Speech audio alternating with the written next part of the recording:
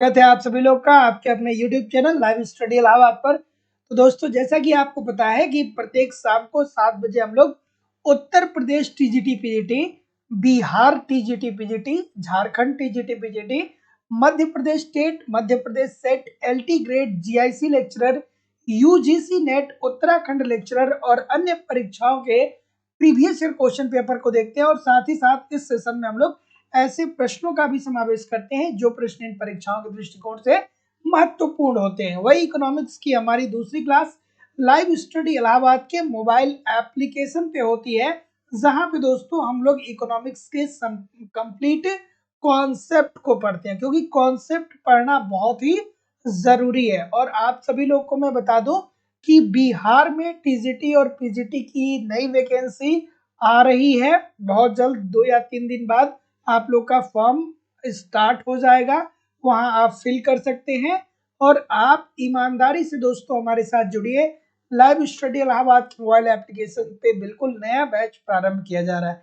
तो जितनी भी परीक्षाएं हैं सारी परीक्षाओं के अलग अलग बैच अवेलेबल है, जहां पे आपको इकोनॉमिक्स के सारे कॉन्सेप्ट सिंपल सटीक साधारण भाषा में पढ़ाए जा रहे हैं। ठीक है, जहां पे आपको आपके सिलेबस के अनुसार सारे कॉन्सेप्ट पढ़ाए जाएंगे। साथ ही साथ दोस्तों एक महत्वपूर्ण समस्या होती है इकोनॉमिक्स के छात्रों के साथ कि या तो इकोनॉमिक्स के नोट्स मिल नहीं पाते हैं या मिल भी जाते हैं तो इतने कॉम्प्लिकेटेड होते हैं कि समझ में नहीं आता है क्या पढ़ना है क्या छोड़ना है। तो दोस्तों आपको सिंपल सटीक साधारण भाषा में नोट्स भी प्रोवाइड कराया जा रहा है, ताकि आप एक तरफ कॉन्सेप्ट के माध्यम से इकोनॉमिक्स को सीखते रहिए और दूसरे तरफ नोट्स के माध्यम से आप अपना रिवीजन भी करते रहिए। साथ ही साथ दोस्तों टेस्ट सीरीज भी आपको प्रोवाइड किया जा रहा है, जो कि बहुत ही महत्वपूर्ण भूमिका अदा करता है आपके एग्जामिनेशन हाल में या आपकी सफलता में। इसलिए क्योंकि अगर जो आप टेस्ट देते हैं तो आप समझ पाते हैं कि भैया गलती कहाँ पे हो रही है और सुधार कहाँ करने की जरूरत है। जहाँ पे सुधार करने की जरूरत है आप सुधार करेंगे और फिर आगे की तैयारी आप करके इवेलुएट अपने आप को कर पाएंगे कि हमारी तैयारी कैसी चल रही है और जो गलती है उस गलती पे सुधार कैसे करना है। साथ ही साथ दोस्तों आपको प्रीवियस ईयर के क्वेश्चन पेपर भी प्रोवाइड कराए जा रहे हैं, ताकि आपको ये बात समझ में आए कि आपके एग्जाम का स्टैंडर्ड कैसा है और आपके पेपर में किस प्रकार के प्रश्न पूछे जाते हैं। और दोस्तों आपके एग्जाम में अगर जो करंट पूछा जाता है तो करंट भी कवर कराया जाता है। तो मैं बिल्कुल आपको जिम्मेदारी और विश्वास से कर सकता हूं दोस्तों कि आप लाइव स्टडी इलाहाबाद के मोबाइल एप्लीकेशन पे इन कंटेंट को फॉलो करते रहिए, यूट्यूब पे प्रैक्टिस करते रहिए। कहीं भी इधर उधर से आपको कुछ भी कलेक्ट करने की जरूरत नहीं होगी। बिहार टीजीटी पीजीटी का नया बैच प्रारंभ हो चुका है दोस्तों। बिहार टीजीटी और पीजीटी का नया बैच आपको प्रारंभ हो चुका है। तो यहाँ पे बिहार टीजीटी पीजीटी के लिए यथाशीघ्र आप एडमिशन ले सकते हैं। लाइफ टाइम की वैलिडिटी आपको मिलती है। इट मीन एक बार एडमिशन लेते हैं तो आप हमारे साथ तब तक पढ़ते रहेंगे जब तक कि आपका सिलेक्शन नहीं हो जाता है। अन्य जो हमारी बैचेज हैं वो Uttar Pradesh TGT PGT, Madhya Pradesh state, Madhya Pradesh SET, Jharkhand TGT PGT, LT grade, GIC lecturer, UGC NET, Uttarakhand lecturer और बिहार टीजीटी पीजीटी के बारे में मैंने आपको बताया ही। एडमिशन फीस की बात करें तो Madhya Pradesh state, Madhya Pradesh SET, UGC NET और असिस्टेंट प्रोफेसर की फीस 2500 रुपए है। Uttar Pradesh TGT PGT, Jharkhand TGT PGT, Bihar TGT और पीजीटी, उत्तराखंड लेक्चरर और उत्तराखंड एलटी, उसकी जो फीस है और अन्य परीक्षाओं की फीस केवल और केवल 2000 रुपए। तो सिंपली दोस्तों आपको एडमिशन लेने के लिए गूगल पे, फोन पे या पेटीएम के माध्यम से आपको फीस इस नंबर पे पेमेंट करना होगा। नीचे नंबर भी आ रहा है, ठीक है, इसी नंबर पे आपको फीस पेमेंट करना होगा और इसका स्क्रीनशॉट आपको इसी व्हाट्सएप नंबर पे सेंड करना होगा। या किसी भी इंक्वायरी के लिए आप नीचे दिए गए नंबर पे कॉल कर सकते हैं या व्हाट्सएप मैसेज कर सकते हैं। आप चाहेंगे तो डिस्क्रिप्शन बॉक्स में एप्लीकेशन का लिंक है, मतलब उसको आप डाउनलोड कर लीजिए। एप्लीकेशन को डाउनलोड करके वहां से आप डायरेक्ट भी कोर्स को परचेज कर सकते हैं। किसी भी इंक्वायरी के लिए आप नीचे दिए गए नंबर पे कॉल कर सकते हैं। Good evening everybody. अब हम लोग मूव करेंगे अपने सेशन की तरफ और आज के सेशन का पहला प्रश्न आप लोग के सामने ये रहा कि मांग का संकुचन होता है जब। कल हम लोगों ने जहां से क्या किया था कि क्लास को छोड़ा था, कल बीच में कुछ टेक्निकल प्रॉब्लम आ गई थी तो क्लास नहीं पूरी हो पाई थी, तो वहीं से हम लोग स्टार्ट करते हैं। ठीक है, चलिए बिल्कुल ठीक है। Good evening everybody. एक बार वीडियो को सभी लोग लाइक कर दीजिए और शेयर जरूर कर दिया करिए। बिल्कुल ठीक है। चलिए, कि मांग का संकुचन होता है। ठीक है, तो दोस्तों दो टर्म हम लोग पढ़ते हैं, एक पढ़ते हैं मांग का संकुचन, दूसरा क्या पढ़ते हैं, मांग का विस्तार। ठीक है, विस्तार। ठीक है, इसमें क्या होता है कि इसमें जो आपकी आय होती है ना, वो आय स्थिर होती है। ठीक है, आपकी आय जो होती है वो क्या होती है, स्थिर होती है, और कीमत में परिवर्तन के कारण आप मांग में कमी या वृद्धि करते हैं। जैसे आपकी आय मान लीजिए कि 100 रुपए है, महीने की मान लीजिए 100 रुपए एग्जाम्पल के लिए। तो अगर जो इस 100 रुपए से आप क्या कर रहे हैं कि अपने मूलभूत आवश्यकता, मूलभूत वस्तुओं को परचेज कर रहे हैं, जैसे आप क्या कर रहे हैं कि लंच, डिनर और ब्रेकफास्ट खरीद रहे हैं, लेकिन आपको पता चले कि ग्रोसरी स्टोर पे गए और वस्तुओं की कीमतें क्या हो गई, बढ़ गई। जैसे मान लीजिए, और आसान तरीके से देखा जाए तो जब चीनी, जैसे चीनी नहीं, आलू ले लीजिए, अगर जो आलू 50 रुपया पर केजी है, ठीक है, आलू अगर जो 50 रुपए पर केजी है, तो आप क्या करते हैं कि आप कहते हैं भैया एक ही किलो ले लो। लेकिन अगर जो आलू 20 रुपए पर केजी है, तो आप कहते हैं भैया कि अब 5 किलो आलू हम ले लेंगे। तो ऐसी स्थिति में आप 100 रुपए का ही क्या कर रहे हैं, खर्च कर रहे हैं। लेकिन अगर जो 100 रुपए खर्च करने से, ठीक है, सॉरी, अगर जो वस्तुओं की कीमतों में अगर जो वृद्धि हो जा रही है, तो इसका मतलब कि अब उस 100 रुपए से आप कम वस्तुओं को परचेज करेंगे, और यही क्या कहा जाता है, मांग में संकुचन कहा जाता है। तो जितने लोग भी ऑप्शन नंबर बी बोल रहे हैं, सभी लोग का उत्तर ठीक है। ये बात आप समझ पाए कि नहीं समझ पाए? अगर जो नहीं समझ पाए तो आपको और आसान भाषा में मैं बता दूं कि जब आपकी इनकम, आपकी आय स्थिर होती है और वस्तुओं की कीमतों में वृद्धि होती है, तो आप उसी आय से अब क्या करेंगे, चूंकि वस्तुओं की कीमतों में वृद्धि हो गई, तो अब आप कम वस्तु को खरीदेंगे। तो इसे ही मांग में संकुचन कहा जाता है। छोटी सी बात है। तो जितने लोग भी बी बोल रहे हैं बिल्कुल ठीक बोल रहे हैं। अगला कथन दिया गया है और कारण दिया गया है। कथन और कारण, सभी लोग वीडियो को एक बार लाइक और शेयर जरूर कर दिया करिए। बिल्कुल ठीक है। क्या उत्तर आ रहा है भाई कि कथन और कारण? बिल्कुल। कथन दिया गया है कि वस्तु का सामान्य मांग फलन बाएं से दाएं की ओर गिरता है। ऐसा क्यों होता है भाई? ऐसा इसलिए होता है कि जब आपकी आय में वृद्धि होती है, तो आप अपने मांग को भी बढ़ा लेते हैं। छोटी सी बात है। जब आपके पास पैसा होगा तो आप और वस्तुओं की मांग करेंगे, पैसा नहीं है तो नहीं मांग करेंगे। तो इसी कारण तो होता है ये, सामान्य वस्तुओं के संदर्भ में यही तो होता है ना कि मांग फलन क्या होता है, धनात्मक होता है। अर्थात जब देखिए क्या बोल रहा है कि वस्तु का सामान्य मांग फलन बाएं से दाएं की ओर गिरता हुआ होता है। इसका मतलब ये हो गया कि जब आपकी आय में वृद्धि होती है तो आप अपने मांग को भी बढ़ा लेते हैं। देयर इज नो डाउट, 100% ठीक है। और कीमत परिवर्तन के कारण आय प्रभाव धनात्मक तथा आय प्रभाव और ऋणात्मक दोनों हो सकता है। तो कीमत परिवर्तन के कारण आय प्रभाव धनात्मक भी होता है और ऋणात्मक भी हो सकता है। ये दोनों दोस्तों हो सकता है। तो जितने लोग भी यहाँ पे क्या बोल रहे हैं, जितने लोग भी यहाँ पे, देखिए बहुत सारी गलती हो रही है। ये एक दूसरे को डिफाइन नहीं कर रहे, ये बात अलग है और ये बात अलग है। दोनों अलग अलग स्टेटमेंट है भैया। ठीक है, दोनों अलग अलग स्टेटमेंट है, दोनों का एक दूसरे से कोई संबंध नहीं है। तो जितने लोग भी ए बोल रहे हैं सभी लोग का उत्तर गलत होने वाला है, और जितने लोग भी बी बोल रहे थे सभी लोग का उत्तर सही होने वाला है। भाई ये तो छोटी बात है कि सामान्य मांग फलन क्या होता है, बाएं से दाएं की तरफ गिरता हुआ होता है। तो ये यहाँ पे किसकी बात हो रही है, यहाँ पे मांग फलन की बात हो रही है। और यहाँ पे कीमत परिवर्तन के कारण यहाँ पे आय प्रभाव की बात हो रही है, यहाँ पे आय प्रभाव की बात हो रही है, और यहाँ पे मांग फलन की बात हो रही है। तो भाई दोनों अलग अलग बातें हैं ना, तो एक दूसरे को कैसे जस्टिफाई करेगा, इतने सारे लोग गलत कर रहे हैं। तो जितने लोग भी क्या बोल रहे हैं, बी बोल रहे हैं, सभी लोग का उत्तर बिल्कुल ठीक होने वाला है। अगला प्रश्न, साधारण मांग फलन के संदर्भ में कौन सी बातें सत्य हैं? चलिए भाई बताइए, साधारण मांग फलन के संदर्भ में कौन सी बातें ठीक है? बिल्कुल ठीक है। चलिए, क्या उत्तर होगा भाई? मांग फलन होता क्या है? बताएंगे कमेंट करके। बिल्कुल ठीक है, बिल्कुल ठीक है, बिल्कुल। तो भैया अगर जो मांग फलन को हम बिल्कुल आसान भाषा में आपके सामने कहें, ठीक है, तो किसी वस्तु को परचेज करने के लिए आपकी इच्छा होनी चाहिए, ठीक है। किसी वस्तु को परचेज करने के लिए सबसे पहले आपकी इच्छा होनी चाहिए, फिर उसको उसको क्रय करने के लिए आपके पास पैसा होना चाहिए, ठीक है।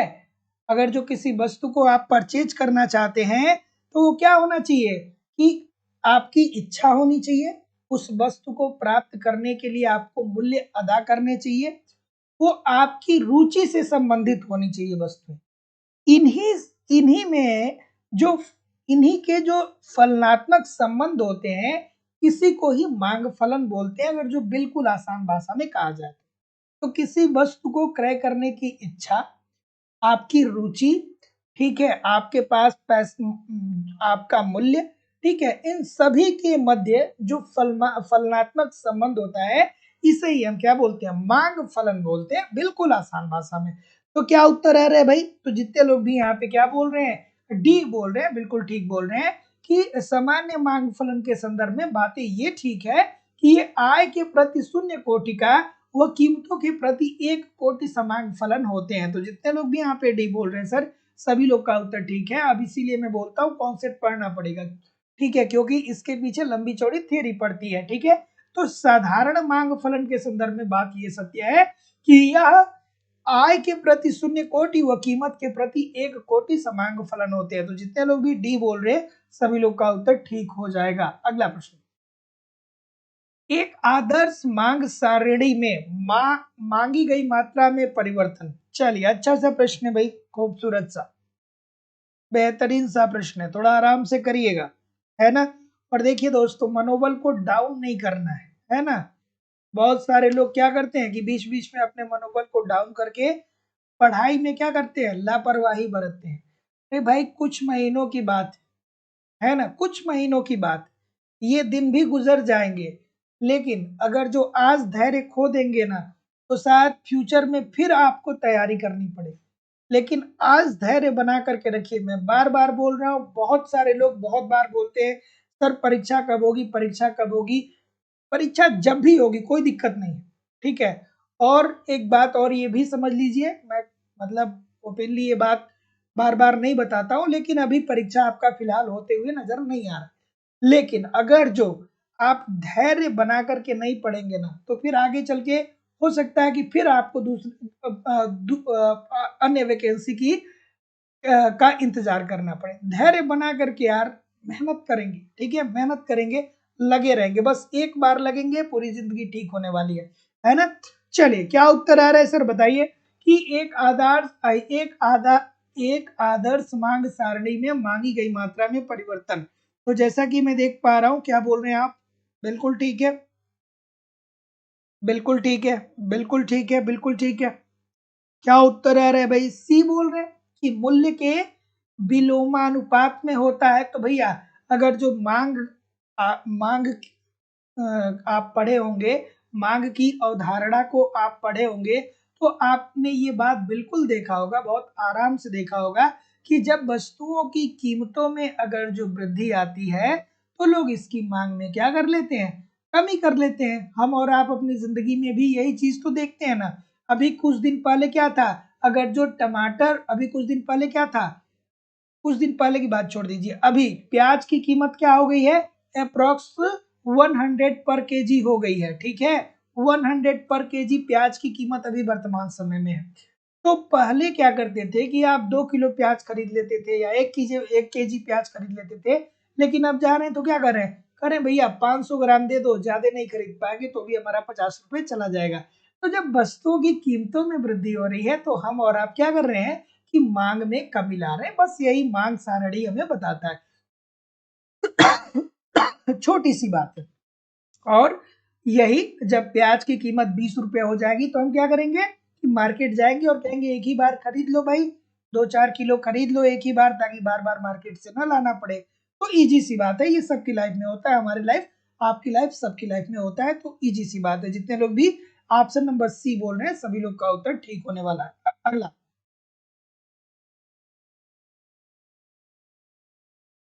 अन्य बातों के समान रहने पर कौन पूछ रहा है कि अचानक लिए आगे मूव करेंगे। अगले प्रश्न के तरफ, कि अन्य बातों के समान रहने पर यदि एक परिवार की आय में वृद्धि होती है तो एक वस्तु के प्रति उसकी मांग में वृद्धि हो जाती है। इस बढ़ी हुई मांग को दर्शाया जा सकता है। बेहतरीन सा प्रश्न है, बिल्कुल ठीक है। क्या उत्तर है रे भाई? बिल्कुल, बिल्कुल सही। क्या उत्तर आ रहा है? ऑप्शन नंबर डी बोल रहे हैं अगेन। और कोई डी के अलावा? कोई नहीं है? डी के अलावा कोई नहीं है? बिल्कुल। तो अन्य बातें समान रहने पर यदि एक परिवार की आय में वृद्धि होती है, मतलब आपका ही परिवार है, मान लीजिए कि आपके परिवार में आय में वृद्धि होती है, तो एक वस्तु के प्रति उसकी मांग में वृद्धि होती है। जब आपके घर में आय बढ़ जाएगी, जैसे मान लीजिए कि आपको ही नौकरी मिल जाएगी, तो जब आपको नौकरी मिल जाएगी तो आप अपने घर की स्थिति को और बेहतर करने का प्रयास करेंगे, और ऐसी स्थिति में बहुत सारी उन वस्तुओं की मांग करेंगे जो आज से पहले आपके घर में नहीं है। ठीक है, तो जब आपकी आय बढ़ती है तो आप अपनी मांग में भी वृद्धि कर देते हैं। तो इसी बढ़ी हुई मांग को दर्शाया जा सकता है मांग वक्र के दाईं ओर खिसक जाने से। अब अच्छे स्टूडेंट आप होंगे तो तुरंत याद आना चाहिए कि जो सामान्य वस्तुएं होती हैं, सामान्य वस्तु के संदर्भ में क्या होता है, मांग वक्र जो होता है वो दाई तरफ होता है। तो जितने लोग भी ऑप्शन नंबर डी बोल रहे हैं सभी लोग का उत्तर यहाँ पे बिल्कुल ठीक होने वाला है ना। अगला, कि मांग वक्र दाईं ओर गिरता हुआ होता है, ऐसा क्यों होता है भाई? सभी लोगों से निवेदन है कि आप वीडियो को एक बार लाइक और शेयर जरूर कर दिया करिए। इतने सारे लोग क्लास देख रहे हैं फिर भी लाइक और शेयर की संख्या बहुत कम है। चलिए बताइए। बिल्कुल, कि मांग वक्र दाईं ओर गिरता हुआ होता है, क्योंकि क्यों होता है भाई ऐसा? और जो लोग भी बिहार से जुड़े हैं, बिहार में इस बार शिक्षक भर्ती की क्या हुई है, बाढ़ आई हुई है। एक बार हम कहते थे कि बिहार में क्या हो रहा है, बिहार में नौकरी नहीं मिलती है, बिहार के लड़के उत्तर प्रदेश में आकर के तैयारी करते थे। आज की स्थिति क्या है, उत्तर प्रदेश में नौकरी नहीं मिल रही है, बिहार में इतनी सारी वैकेंसी है, इतनी सारी वैकेंसी है। तो अगर जो आप एलिजिबल है भैया बिहार टीजीटी पीजीटी के लिए, तो फॉर्म पक्का भर दीजिएगा। बहुत नौकरी मिलने वाली है, बहुत नौकरी मिलने वाली है। और बिहार में जो थोड़ा बहुत भी प्रयास करेगा, सेट जिसका होगा, जिसका जो बीएड किया होगा, वो बहुत अच्छे तरीके से क्या कर पाएगा कि वहाँ नौकरी से मिल जाएगी, है ना। तो अगर जो आप एलिजिबल है उसके, तो जरूर फॉर्म भरिएगा। चलिए अगला प्रश्न आपके सामने ये रहा, कि मांग वक्र दाईं ओर गिरता हुआ होता है क्योंकि, हाँ ठीक है, तो जैसा कि मैं देख पा रहा हूँ क्या उत्तर आ रहा है भाई, सीमांत उपयोगिता ह्रास नियम। बिल्कुल ठीक है, कि मांग वक्र दाईं ओर गिरता हुआ इसीलिए होता है सीमांत उपयोगिता ह्रास नियम के कारण। और सीमांत उपयोगिता ह्रास नियम हमें क्या बताता है, तो भैया आसान भाषा में सीमांत उपयोगिता ह्रास नियम हमें ये बताता है कि जैसे जैसे किसी वस्तु की उत्तरोत्तर इकाइयों को हम बढ़ाते चले जाते हैं, वैसे वैसे उससे मिलने वाली उपयोगिता क्या होने लगती है, कम होने लगती है। जैसे आपने, आपके पास लिखने के लिए जब कुछ नहीं था तो एक पेन आप 3 रुपए का खरीदते थे, और वो 3 रुपए का पेन आपको बहुत उपयोगिता देता था। लेकिन धीरे धीरे पेनों की संख्या जब बढ़ गई तो जितना पहला उपयोगी था उतना बाकी के बचे उपयोगी नहीं थे। तो जितने लोग भी बी बोल रहे हैं सभी लोग का उत्तर बिल्कुल ठीक हो जाएगा। अगला, यदि दो वस्तुएं पूरक हो तो एक वस्तु में कीमत के वृद्धि के परिणाम स्वरूप क्या होने वाला है? चलिए, बिल्कुल ठीक है सर। क्या उत्तर आ रहा है? यदि दो वस्तुएं पूरक हो, पूरक मतलब एक दूसरे के बिना अस्तित्वहीन हो। जैसे क्या हो गया कार और पेट्रोल, ठीक है, कार और पेट्रोल। अगर जो आप कार खरीद लेंगे तो अगर जो आपको यात्रा करनी है तो कार में पेट्रोल पड़ेगा तभी कार चलेगी, नहीं तो कार नहीं चलेगी। तो ऐसी स्थिति में जब कार और पेट्रोल दोनों साथ मिलेंगे तभी आप क्या कर पाएंगे, यात्रा कर पाएंगे। और यही होता है पूरक वस्तु। केवल कार खरीदने से आप एक जगह से दूसरी जगह नहीं जा सकते हैं, आपको पेट्रोल भी खरीदना पड़ता है ना। तो अगर जो ये क्या बोल रहा है कि यदि दो पूरक वस्तुएं अर्थात एक दूसरे की रिक्वायरमेंट है दोनों को, ठीक है, यदि दो पूरक वस्तुएं हैं तो एक वस्तु की कीमत में अगर जो वृद्धि हो जाए, तो जैसे मान लीजिए कि कार की कीमतों में वृद्धि हो जाती है, तो जब कार की कीमत में वृद्धि हो जाएगी तो लोग इसके मांग को कम कर लेंगे, है ना, इजी सी बात है। भैया जब कीमत बढ़ती है तो मांग में कमी आती है, हम तो बढ़ते हैं बार बार कि कीमत और मांग में विपरीत संबंध होता है। तो जब कार की मांग में कमी आएगी तो जब आपके पास कार रहेगा ही नहीं तो आप पेट्रोल की मांग कैसे करेंगे, तो पेट्रोल के भी मांग में क्या आ जाएगी, कमी आ जाएगी, ठीक है। तो अगर जो इसके मांग में कमी आएगी तो इसके मांग में भी कमी आ जाएगी। क्या उत्तर आ रहा है सर? बिल्कुल ठीक है, बिल्कुल ठीक है, बिल्कुल ठीक है। क्या बोल रहे हैं? चलिए ऑप्शन नंबर सी बोल रहे हैं। तो जितने लोग भी सी बोल रहे हैं बिल्कुल ठीक बोल रहे हैं कि दूसरी वस्तु की मांग वक्र क्या होगी, नीचे की ओर खिसक जाएगी। Option number C according to the question this is the right answer हो जाएगा। अगला, मांग फलन x is equal to 400 upon P के लिए कीमत, अगर कीमत दिया गया है p इज इक्वल टू 20 इकाई, तो आकलित मांग क्या होगा। चलिए अब ऐसे प्रश्नों के लिए आपको क्या करना पड़ेगा, ऐसे प्रश्नों के लिए रिवीजन करना पड़ेगा। अगर जो रिवीजन नहीं करेंगे भैया तो क्या होगा कि चीजें समझ में आएंगे नहीं एग्जामिनेशन हॉल में, ठीक है। चलिए बिल्कुल ठीक है। क्या उत्तर आ रहा है भाई? ऑप्शन नंबर, अब कुछ लोगों के लिए तो ये बच्चों का खेल होगा, जो प्रैक्टिस किए होंगे उनके लिए बहुत आसान सी बात है, जो नहीं प्रैक्टिस किए होंगे वो आज के बाद कभी गलत नहीं करिएगा। तो इसमें आपको सीधा सीधी क्या बोल रहा है कि आकलित मांग की बात बोल रहा है। तो x is equal to 400 upon P दिया गया है और p का मान क्या है, p का मान 20 दिया गया है। तो 400 बटा क्या करेंगे, 20 करेंगे, तो क्या उत्तर आ जाएगा भैया, 20 इकाई आ जाएगा ना। तो जितने लोग भी बी बोल रहे हैं सभी लोग का उत्तर यहाँ पे बिल्कुल ठीक हो जाएगा, है ना। एग्जामिनेशन हॉल में बैठिएगा तो ये क्या करिएगा, कैलकुलेशन ठीक से करिएगा। कई लोग 20 के जगह पे 30 कर देते हैं, ठीक है, ये छोटी मोटी गलतियां होती रहती हैं। अगला, किसी वस्तु का बाजार मांग वक्र होता है, खूबसूरत सा प्रश्न है भाई, बिल्कुल ठीक है। क्या उत्तर होगा भाई? बिल्कुल ठीक है।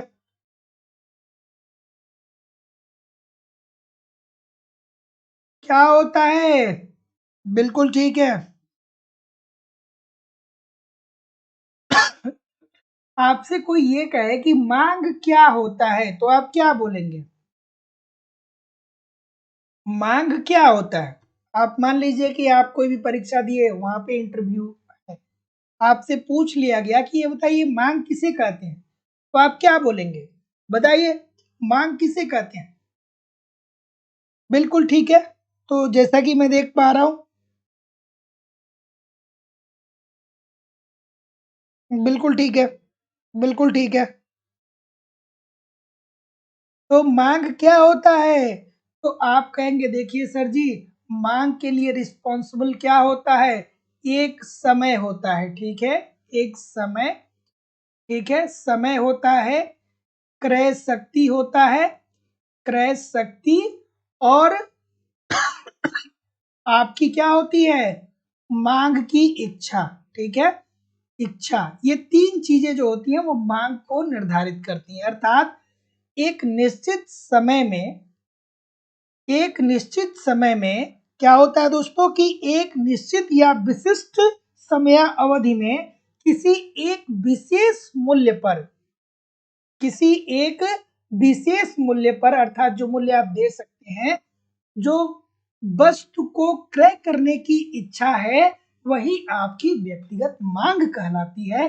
तो ये तीन चीजों को आपको याद रखना है किस समय, एक निश्चित समय में, ठीक है, आपके पास क्रय शक्ति होना चाहिए और उस वस्तु को क्रय करने की इच्छा जो होती है वही क्या कहलाता है, मांग कहलाता है। तो जितने लोग भी ऑप्शन नंबर क्या बोल रहे हैं, सी बोल रहे हैं कि देखिए सर व्यक्तिगत मांगों का क्षैतिज औसत होता है, सभी लोग का उत्तर यहाँ पे बिल्कुल ठीक हो जाएगा। तो ऑप्शन नंबर क्या हो जाएगा, C, this is the right answer हो जाएगा, है ना। अगला प्रश्न कि मांग वक्र के ऊपर उठने के कारण या अपवादी मांग वक्र के कारण निम्नलिखित में से कौन सी बातें ठीक नहीं है। मांग वक्र के ऊपर उठने के कारण या अपवादी मांग वक्र, किसकी बात कर रहा है, ये गिफिन गुड्स की बात कर रहा है, ठीक है। यही तो होता है ना, ऐसा ही तो होता है ना, ऊपर दाएं तरफ उठता हुआ होता है। क्या होता है कि जब वस्तु की अगर जो कीमत में कमी आती है तो लोग इसकी मांग में भी कम कर देते हैं, अर्थात बाजार का नियम यहाँ पे लागू नहीं होता है। चलिए बता दीजिए भाई। बिल्कुल ठीक है। तो मांग वक्र के ऊपर उठने के कारण या अपवादी मांग वक्र के कारण निम्न में से कौन सा नहीं है, थोड़ा सा आराम से करिए। बिल्कुल ठीक है, क्या उत्तर आ रहा है भाई। तो जैसा कि मैं देख पा रहा हूं बिल्कुल ठीक है। तो जितने लोग भी ऑप्शन नंबर क्या बोल रहे हैं, बिल्कुल ठीक है, बी बोल रहे हैं।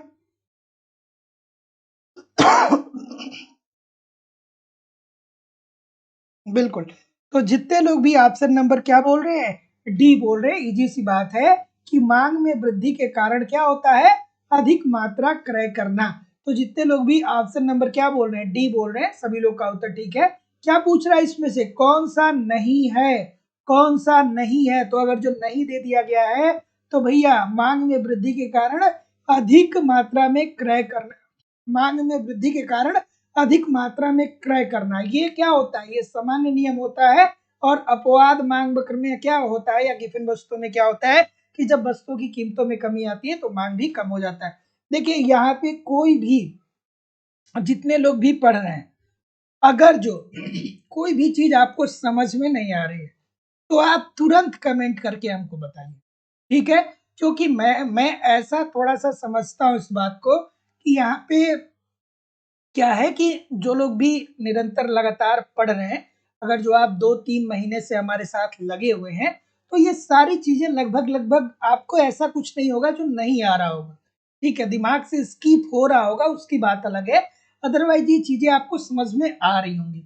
अगर जो कोई भी स्टूडेंट नया जुड़ा हुआ है, अगर जो आपको बात नहीं समझ में आ रही है तो आप मुझे कमेंट करके जरूर बताइए कि सर ये बात नहीं समझ में आ रही है। क्योंकि मेरा ऐसा मानना है कि मैं 500 से ज्यादा क्लास ले लिया हूँ और बहुत सारे लोग निरंतर हमारे साथ पढ़ रहे हैं, तो हर क्वेश्चन में बहुत लंबा हम रुक नहीं सकते हैं। तो अगर जो किसी को कहीं पे भी कोई समस्या हो रही है तो आप मुझे जरूर बताइएगा, ठीक है। चलिए अगला प्रश्न कि समलागत रेखाओं का ढाल क्या मापता है। समलागत रेखाओं का ढाल मापता है, बिल्कुल ठीक है, बिल्कुल ठीक है, बिल्कुल ठीक है, सी बोल रहे हैं। और कोई, तो क्या होता है, समलागत रेखाएं क्या होती हैं, तो समलागत रेखा उत्पादन के दो साधनों के उन विभिन्न संयोगों को प्रदर्शित करता है जो उत्पादक एक निश्चित व्यय के द्वारा क्या करता है, प्राप्त करता है, ठीक है। तो इजी सी बात है, ध्यान में रखिएगा कि समलागत रेखा उत्पादन के दो साधनों के उन विभिन्न संयोगों को प्रदर्शित करता है जो उत्पादक एक निश्चित व्यय के द्वारा प्राप्त करता है। और समलागत रेखाओं का ढाल जो है दोस्तों, ये तकनीकी प्रतिस्थापन की सीमांत दर को मापता है। तो जितने लोग भी ऑप्शन नंबर यहाँ पे क्या बोल रहे हैं, सी बोल रहे हैं, सभी लोग का उत्तर यहाँ पे एब्सोल्युटली 100% ठीक होने वाला है। अगला प्रश्न, ह्रासमान प्रतिफल नियम संबंधित है, ह्रासमान प्रतिफल नियम, चलिए भाई बता दीजिए। ह्रासमान प्रतिफल नियम 3 कंडीशन होता है, पहला, दूसरा और ये रहा तीसरा। भावनाओं को समझिएगा जो मैं बताना चाहता हूं। चलिए रेनू जी गुड इवनिंग, समय से ज्वाइन कर लीजिए क्लास को, 7 बजे से क्लास होती है ना? चलिए, क्या उत्तर आ रहा है भाई? हम्म, बिल्कुल ठीक है, बिल्कुल ठीक है। तो अब यहाँ पे हरासमान प्रतिफल का नियम संबंधित है। बिल्कुल ठीक है, थोड़ा आराम से करिए। हरासमान प्रतिफल के नियम के संदर्भ में दोस्तों, अगर जो गहराई से इकोनॉमिक्स को जानते होंगे, तो प्रकृतिवादी अर्थशास्त्री जो थे, उनका क्या कहना था? उनका ये कहना था कि हरासमान प्रतिफल का नियम जो होता है वो गैर कृषि क्षेत्र में पाया जाता है। लेकिन जब मार्शल साहब आते हैं, तो मार्शल साहब का ये कहना है कि हरासमान प्रतिफल का नियम जो है वो कृषि क्षेत्र में देखने को मिलता है। ठीक है। और हरासमान प्रतिफल नियम के अंतर्गत क्या होता है दोस्तों? ये तीसरा कंडीशन होता है। इसमें क्या होता है कि आप अपने क्या करते हैं, परिवर्तनशील साधनों में परिवर्तन करते हैं। परिवर्तनशील जो उत्पादन के साधन होते हैं उसमें आप परिवर्तन करते हैं, और परिवर्तन करने के कारण आपकी लागत में वृद्धि होती है, लेकिन उस अनुपात में उत्पादन का स्तर नहीं बढ़ता है और आपको क्या होती है, हानि होती है। तो जितने लोग भी सी बोल रहे हैं, सभी लोग का उत्तर यहाँ पे बिल्कुल ठीक हो जाएगा कि परिवर्तनशील साधनों के औसत उत्पादन से। तो भैया छोटी सी बात होती है, वृद्धिमान में क्या होता है? वृद्धिमान में ये पहला कंडीशन, इसमें क्या होता है कि फर्म जो होता है वो अनुभवहीन होता है, लेकिन इसके जो स्थिर साधन होते हैं, अर्थात जो अपरिवर्तनशील साधन होते हैं, जैसे श्रम, पूंजी और भूमि, ये ऑलरेडी क्या करता है, एक पिच तैयार कर लेता है। लेकिन अब इसे जैसे जैसे अनुभव मिलते चला जाता है, वैसे वैसे उसकी औसत लागत में क्या होती है, कमी आती है। और ये जो दूसरा चरण होता है, यहाँ अपने उत्पादन के साधनों से मैक्सिमम उत्पादन कर पाता है, और यहीं पे क्या होता है, साम्य की अवस्था में होता है। फिर भी अगर जो फर्म नहीं मानता है, तीसरी कंडीशन में उत्पादन के साधनों को बढ़ाता चला जाता है, तो उसका अतिरेक बढ़ जाता है और उसको क्या होने लगती है, हानि होने लगती है। तो जितने लोग भी सी बोल रहे हैं बिल्कुल ठीक बोल रहे हैं। अगला, कि एक विवेकपूर्ण उत्पादक उस बिंदु पर उत्पादन करना चाहेगा जहां सीमांत उत्पादन। ठीक है। चलिए भैया, उत्पादक जो होता है वो क्या होता है, विवेकपूर्ण ही होता है। एक विवेकपूर्ण उत्पादक, उत्पादक भी विवेकपूर्ण होता है, और क्या होता है, उपभोक्ता भी विवेकपूर्ण होता है कि नहीं है? बिल्कुल ठीक है। चलिए बताइए, क्या उत्तर आ रहा है भाई? चलिए, बृष्टि जी, दीक्षा जी, अरुणिमा तिवारी जी, ठीक है, निकिता जी, सुमन शर्मा जी, बहुत तेजी से उत्तर आने लगा। चलिए कोई बात नहीं, ठीक है। क्या उत्तर आ रहा है? अच्छा, जो एक दो नाम हमने पढ़ दिया वो बहुत खुश हो रहे होंगे कि सर जी, चलिए कम से कम 2-3 लोग का नाम पढ़ दिए। ठीक है। मैं पढ़ने जा रहा था लेकिन बहुत तेजी से आने लगा उत्तर आप लोग का, तो दिख नहीं रहा है। चलिए कोई बात नहीं है। इस प्रश्न की इस प्रश्न की तरफ मूव करेंगे कि एक विवेकपूर्ण उत्पादक उस बिंदु पे उत्पादन करेगा जहां पे, तो जैसा कि मैं देख पा रहा हूँ, आप बोल रहे हैं सर जी बी, बिल्कुल ठीक है।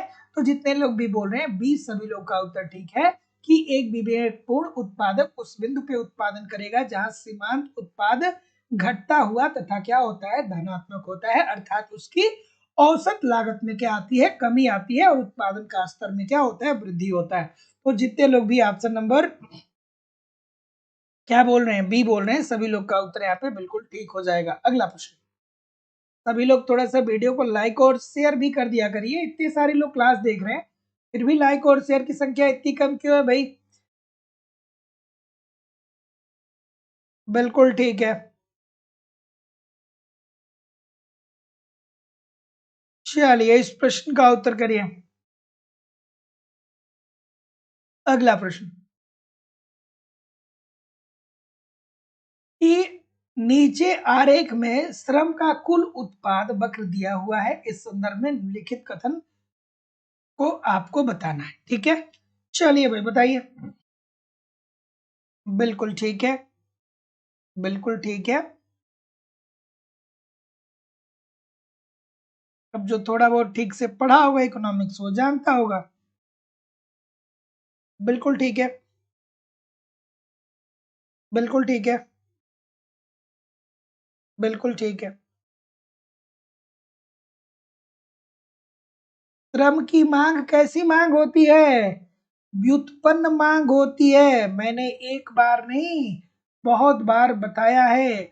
और यही बात यहाँ पे यही वही उसी कॉन्सेप्ट से ये प्रश्न बना हुआ है, ठीक है, कि श्रम की मांग उसके सीमांत उत्पादकता पे निर्भर करती है। श्रम की मांग क्या होती है? उसके सीमांत उत्पादकता पे निर्भर करती है। और श्रम की मांग जो होती है वो व्युत्पन्न मांग होती है। तो क्या होगा ये? पहले बढ़ रहा है और फिर क्या हो रहा है? गिर रहा है।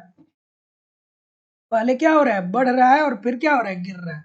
इतना तो थोड़ा बहुत अगर जो आरेख आपने पढ़ा होगा तो आप बहुत अच्छे से जानते होंगे इस बात को। तो जितने लोग भी क्या बोल रहे हैं, बी बोल रहे हैं, सभी लोग का उत्तर बिल्कुल 100% ठीक होने वाला है। अगला प्रश्न। एक सेकेंड, थोड़ा सा इसे मैनेज करना पड़ेगा, ठीक है, थोड़ा सा आराम से, है ना। क्या उत्तर होगा भाई? चलिए बताइए। कि पूंजी को स्थिर करके यदि हम श्रम की मात्रा को बढ़ाएं तो श्रम का औसत उत्पादन अधिकतम होगा। क्या उत्तर होगा भाई?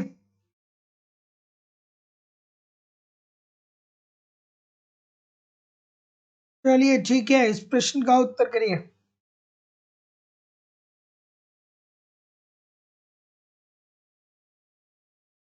बिल्कुल ठीक है।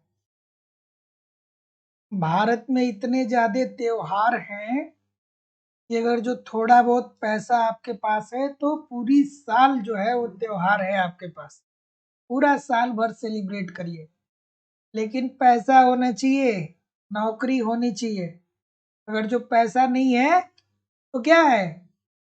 उस सेलिब्रेशन का क्या मतलब है? अगर जो भारत जैसे देश की बात करें दोस्तों, तो ये हमारा दुर्भाग्य है कि आप लोग चैट कर रहे हैं कि कल क्या है, कोई लिख रहा है चलने वाला कल त्योहार। लेकिन लाखों लोग ऐसे होंगे जो कल का त्योहार मनाने के लिए क्या करेंगे? कहीं ना कहीं से कर्ज लेंगे, उधार लेंगे। तो भैया उधार लेके अगर जो त्योहार मनाना पड़े तो फिर काय का त्योहार यार, ठीक है। तो पहले मेहनत करना है, ठीक है। पहले अमीर बनना है, उसके बाद जिंदगी में सब कुछ है ना। जब पैसा नहीं रहेगा तो आप सेलिब्रेट कैसे कर पाएंगे, है ना। चलिए इस प्रश्न का उत्तर करिए। तो पहले क्या होना चाहिए? पैसा होना चाहिए। अदरवाइज सारी चीजें तो ठीक है। पैसा है तो कोई नहीं त्योहार है तो भी आप मना लेंगे। और पैसा नहीं है तो बहुत सारे त्योहार पड़े हैं, कोई मतलब ही नहीं निकलेगा उसका। चलिए। चलिए क्या उत्तर होगा? कि पूंजी को स्थिर करके यदि हम श्रम की मात्रा बढ़ाएं तो श्रम का औसत उत्पाद अधिकतम होगा। तो जैसा कि मैं देख पा रहा हूं, क्या उत्तर आ रहा है? जितने लोग भी ऑप्शन नंबर क्या बोल रहे हैं? बिल्कुल ठीक है। ठीक है, तो जितने लोग भी क्या बोल रहे हैं? पहले चरण के अंत में। यही तो होता है ना सर, यही तो होता है ना। बहुत अच्छा नहीं बन पा रहा है, आप समझ लीजिएगा भावनाओं को। ठीक है, तो जितने लोग भी ऑप्शन नंबर क्या बोल रहे हैं, बी बोल रहे हैं, बिल्कुल ठीक बोल रहे हैं कि भैया क्या होता है? औसत लागत में कमी आती है। अगला।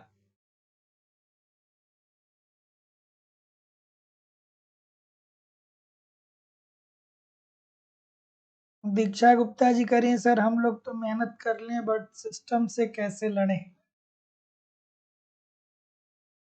ठीक है, कोई बात नहीं है। सिस्टम से लड़ने की बात नहीं है। बस बात इतनी सी है कि ये सच्चाई को स्वीकार करिए कि जो आपको मौका है, मिल रहा है, उसी मौके का आपको फायदा उठाना है। बस छोटी सी बात है। जो जो थोड़े बहुत मौके हैं, उसी थोड़े बहुत मौके का आपको फायदा उठाना है ना। बस। और हमारे और आपके हाथ में कुछ बहुत ज्यादा है नहीं। बस ये है कि मेहनत करते रहिए और जब भी थोड़ी भी अपॉर्चुनिटी मिले उसका पूरा फायदा उठाइए। अगर जो हार मान करके बैठ जाएंगे तो क्या होगा? जिंदगी में फिर वही रह जाएंगे जहां पे थे, है ना। और सफलता जो है वो क्या मांगती है, सफलता जो है वो कठिन परिश्रम, धैर्य, ठीक है, वो मांगता है। तो ठीक है, धैर्य बनाए रहिए, मेहनत करते रहिए, एक न एक दिन जरूर आपका भी समय आएगा। अगर जो आप मेहनत करेंगे तो आप मेरे शब्द को याद रखिएगा कि जितने लोग भी यहाँ पे हैं, जितने लोग भी मेहनत कर रहे हैं, आपका भी एक दिन जरूर आएगा, है ना। एक दिन न एक दिन आपका भी जरूर आएगा। यूपी में भी बहुत सारी वैकेंसियां अभी फंसी हुई है, एलटी है, जीआईसी है, तो आने वाला है। यूपी वाले थोड़ा सा सब्र रखिए, आपका भी दिन आएगा, है ना। चलिए इस प्रश्न का उत्तर करिए कि सीमांत उत्पादकता सिद्धांत के अनुसार किसी उत्पादन साधन का मूल्य निकटतम होगा उसकी, ठीक है, कौन दिया था भैया, सीमांत उत्पादकता का सिद्धांत किसने दिया था, कमेंट करके बताइए, थोड़ा आराम से करिए, बहुत सारे लोग गलत कर रहे हैं। बिल्कुल ठीक है, बिल्कुल ठीक है, बिल्कुल ठीक है, क्या उत्तर आ रहा है। तो जितने लोग भी क्या बोल रहे हैं, सी बोल रहे हैं, सभी लोग का उत्तर यहाँ पे बिल्कुल ठीक हो जाएगा कि सीमांत आय उत्पाद, ठीक है। तो सीमांत उत्पादकता सिद्धांत के अनुसार किसी उत्पादन साधन का मूल्य निकटतम होता है उसकी सीमांत आय उत्पाद के। तो जितने लोग भी सी बोल रहे हैं, सभी लोग का उत्तर यहाँ पे बिल्कुल ठीक हो जाएगा। अगला प्रश्न, हरासमान प्रतिफल का अर्थ है, हरासमान प्रतिफल का अर्थ क्या होता है भाई। चलिए, हरासमान प्रतिफल का अर्थ क्या होता है, इजी सी बात है, बिल्कुल ठीक है। एक बात याद रखिएगा, आज मैं 2 बार बोल रहा हूं, एक प्रकृतिवादियों, जो प्रकृतिवादी अर्थशास्त्री थे जिसमें टाटनाट का नाम आता है, तो जो टाटनाट साहब थे उन्होंने ये कहा था कि हरासमान प्रतिफल का जो नियम होता है वो गैर कृषि क्षेत्र में लागू होता है, लेकिन जब मार्शल साहब आते हैं तो कहते हैं कि हरासमान प्रतिफल का नियम जो होता है वो कृषि क्षेत्र में लागू होता है। ये 2 बात मैं आपको आज 2 बार बोला हूं, इसको दिमाग में रखिएगा, यहाँ से बार बार अलग अलग जगहों पे क्वेश्चंस बने हैं, ठीक है। तो क्या उत्तर आ रहा है भाई, तो जितने लोग भी ए बोल रहे हैं बिल्कुल ठीक बोल रहे हैं कि देखिए सर, परिवर्तनशील साधनों के औसत उत्पादन में क्या होता है, ह्रास होता है। और ह्रासमान प्रतिफल नियम के अंतर्गत की क्या होता है, यही तो होता है ना कि जब आप अपने उत्पादन के साधनों को बढ़ाते चले जाते हैं, एक स्थिति के बाद और आगे बढ़ाते चले जाते हैं, तो आपका जो होता है अतिरेक में वृद्धि आ जाती, मतलब उत्पादन लागत जो होता है वो आपका बढ़ जाता है और उत्पादन का स्तर उतना ज्यादा नहीं बढ़ पाता है, तो आपको क्या होने लगता है, नुकसान होने लगता है। ये थर्ड स्टेज की बात कर रहा है। अगला, कि उत्पादन के आरंभिक अवस्था में वृद्धिमान प्रतिफल नियम क्यों क्रियाशील होता है, बेहतरीन सा प्रश्न। उत्पादन के आरंभिक अवस्था में वृद्धिमान प्रतिफल का नियम क्यों क्रियाशील होता है, क्यों होता है भैया, क्यों होता है, इसकी बात कर रहा है, इसकी बात कर रहा है, फर्स्ट स्टेज इसकी बात कर रहा है। तो यहाँ पे मान लीजिए कि कोई एक फर्म है, वो क्या होता है, अनुभवहीन होता है। जैसे मान लीजिए कि आप ही कोई कार्य शुरू करने जाते हैं, तो स्टार्टिंग में आपके पास उतना अनुभव नहीं होता है, लेकिन जैसे जैसे धीरे धीरे अनुभव होता है, आप यहाँ पे क्या करते हैं कि भूमि, श्रमिक और पूंजी की तो व्यवस्था पहले से किए रहते हैं, भूमि की भी व्यवस्था किए रहते हैं, श्रम की भी व्यवस्था किए रहते हैं और पूंजी की भी व्यवस्था किए ही रहते हैं, ठीक है। लेकिन धीरे धीरे जैसे जैसे अनुभव बढ़ता है, वैसे वैसे आप क्या करते हैं कि श्रमिकों को बढ़ाते चले जाते हैं और अपने अंदर विशिष्टीकरण लाते जाते हैं। और दूसरी चरण जब आती है ये वाली, तो यहाँ पे आप अपने उत्पादन के साधनों से मैक्सिमम उत्पादन करके साम्य की स्थिति में आ जाते हैं, ठीक है। तो यहाँ पे जितने लोग भी क्या बोल रहे हैं, डी बोल रहे हैं कि स्थिर साधन की अविभाज्यता, अर्थात ये आपके पास ऑलरेडी होता है, श्रम, भूमि, श्रम, पूंजी और श्रम का बढ़ता हुआ विशिष्टीकरण। जो आपके श्रमिक होते हैं वो अनुभव उनको जैसे जैसे प्राप्त होता है, वैसे वैसे क्या होता है कि वो उत्पादन के स्तर को बढ़ाते चले जाते हैं। अगला, अगला है कि अल्पकाल में उत्पादन में प्रत्येक वृद्धि के साथ स्थिर लागत पर क्या असर पड़ता है। खूबसूरत सा प्रश्न है सर, बताइए। बिल्कुल ठीक है कि अल्पकाल में उत्पादन में प्रत्येक वृद्धि के साथ स्थिर लागत पर क्या असर पड़ता है। क्या उत्तर है भाई? बिल्कुल ठीक है।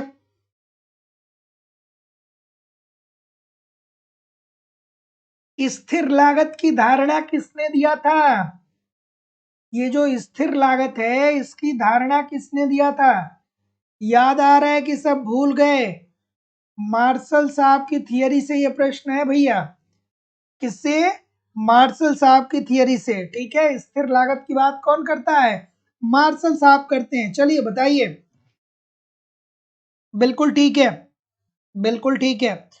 और यहाँ पे क्या बोल रहा है? यहाँ पे अल्पकाल, तो आपको पता ही होगा भैया कि अल्पकाल के अंतर्गत फर्म के पास इतना समय नहीं होता है कि वो अपने उत्पादन के कारकों में क्या कर पाए, परिवर्तन कर पाए। ठीक है, तो जितने लोग भी क्या बोल रहे हैं, बी बोल रहे हैं, सभी लोग का उत्तर यहाँ पे एब्सोल्युटली 100% ठीक होने वाला है कि अल्पकाल में उत्पादन के प्रत्येक वृद्धि के साथ स्थिर लागत पर कोई असर नहीं पड़ता है, क्योंकि अल्पकाल में फर्म के पास क्या होता है, इतना समय होता नहीं है कि वो अपने उत्पादन के कारकों को बदल सकता है और स्थिर लागत को वो कैसे चेंज कर सकता है।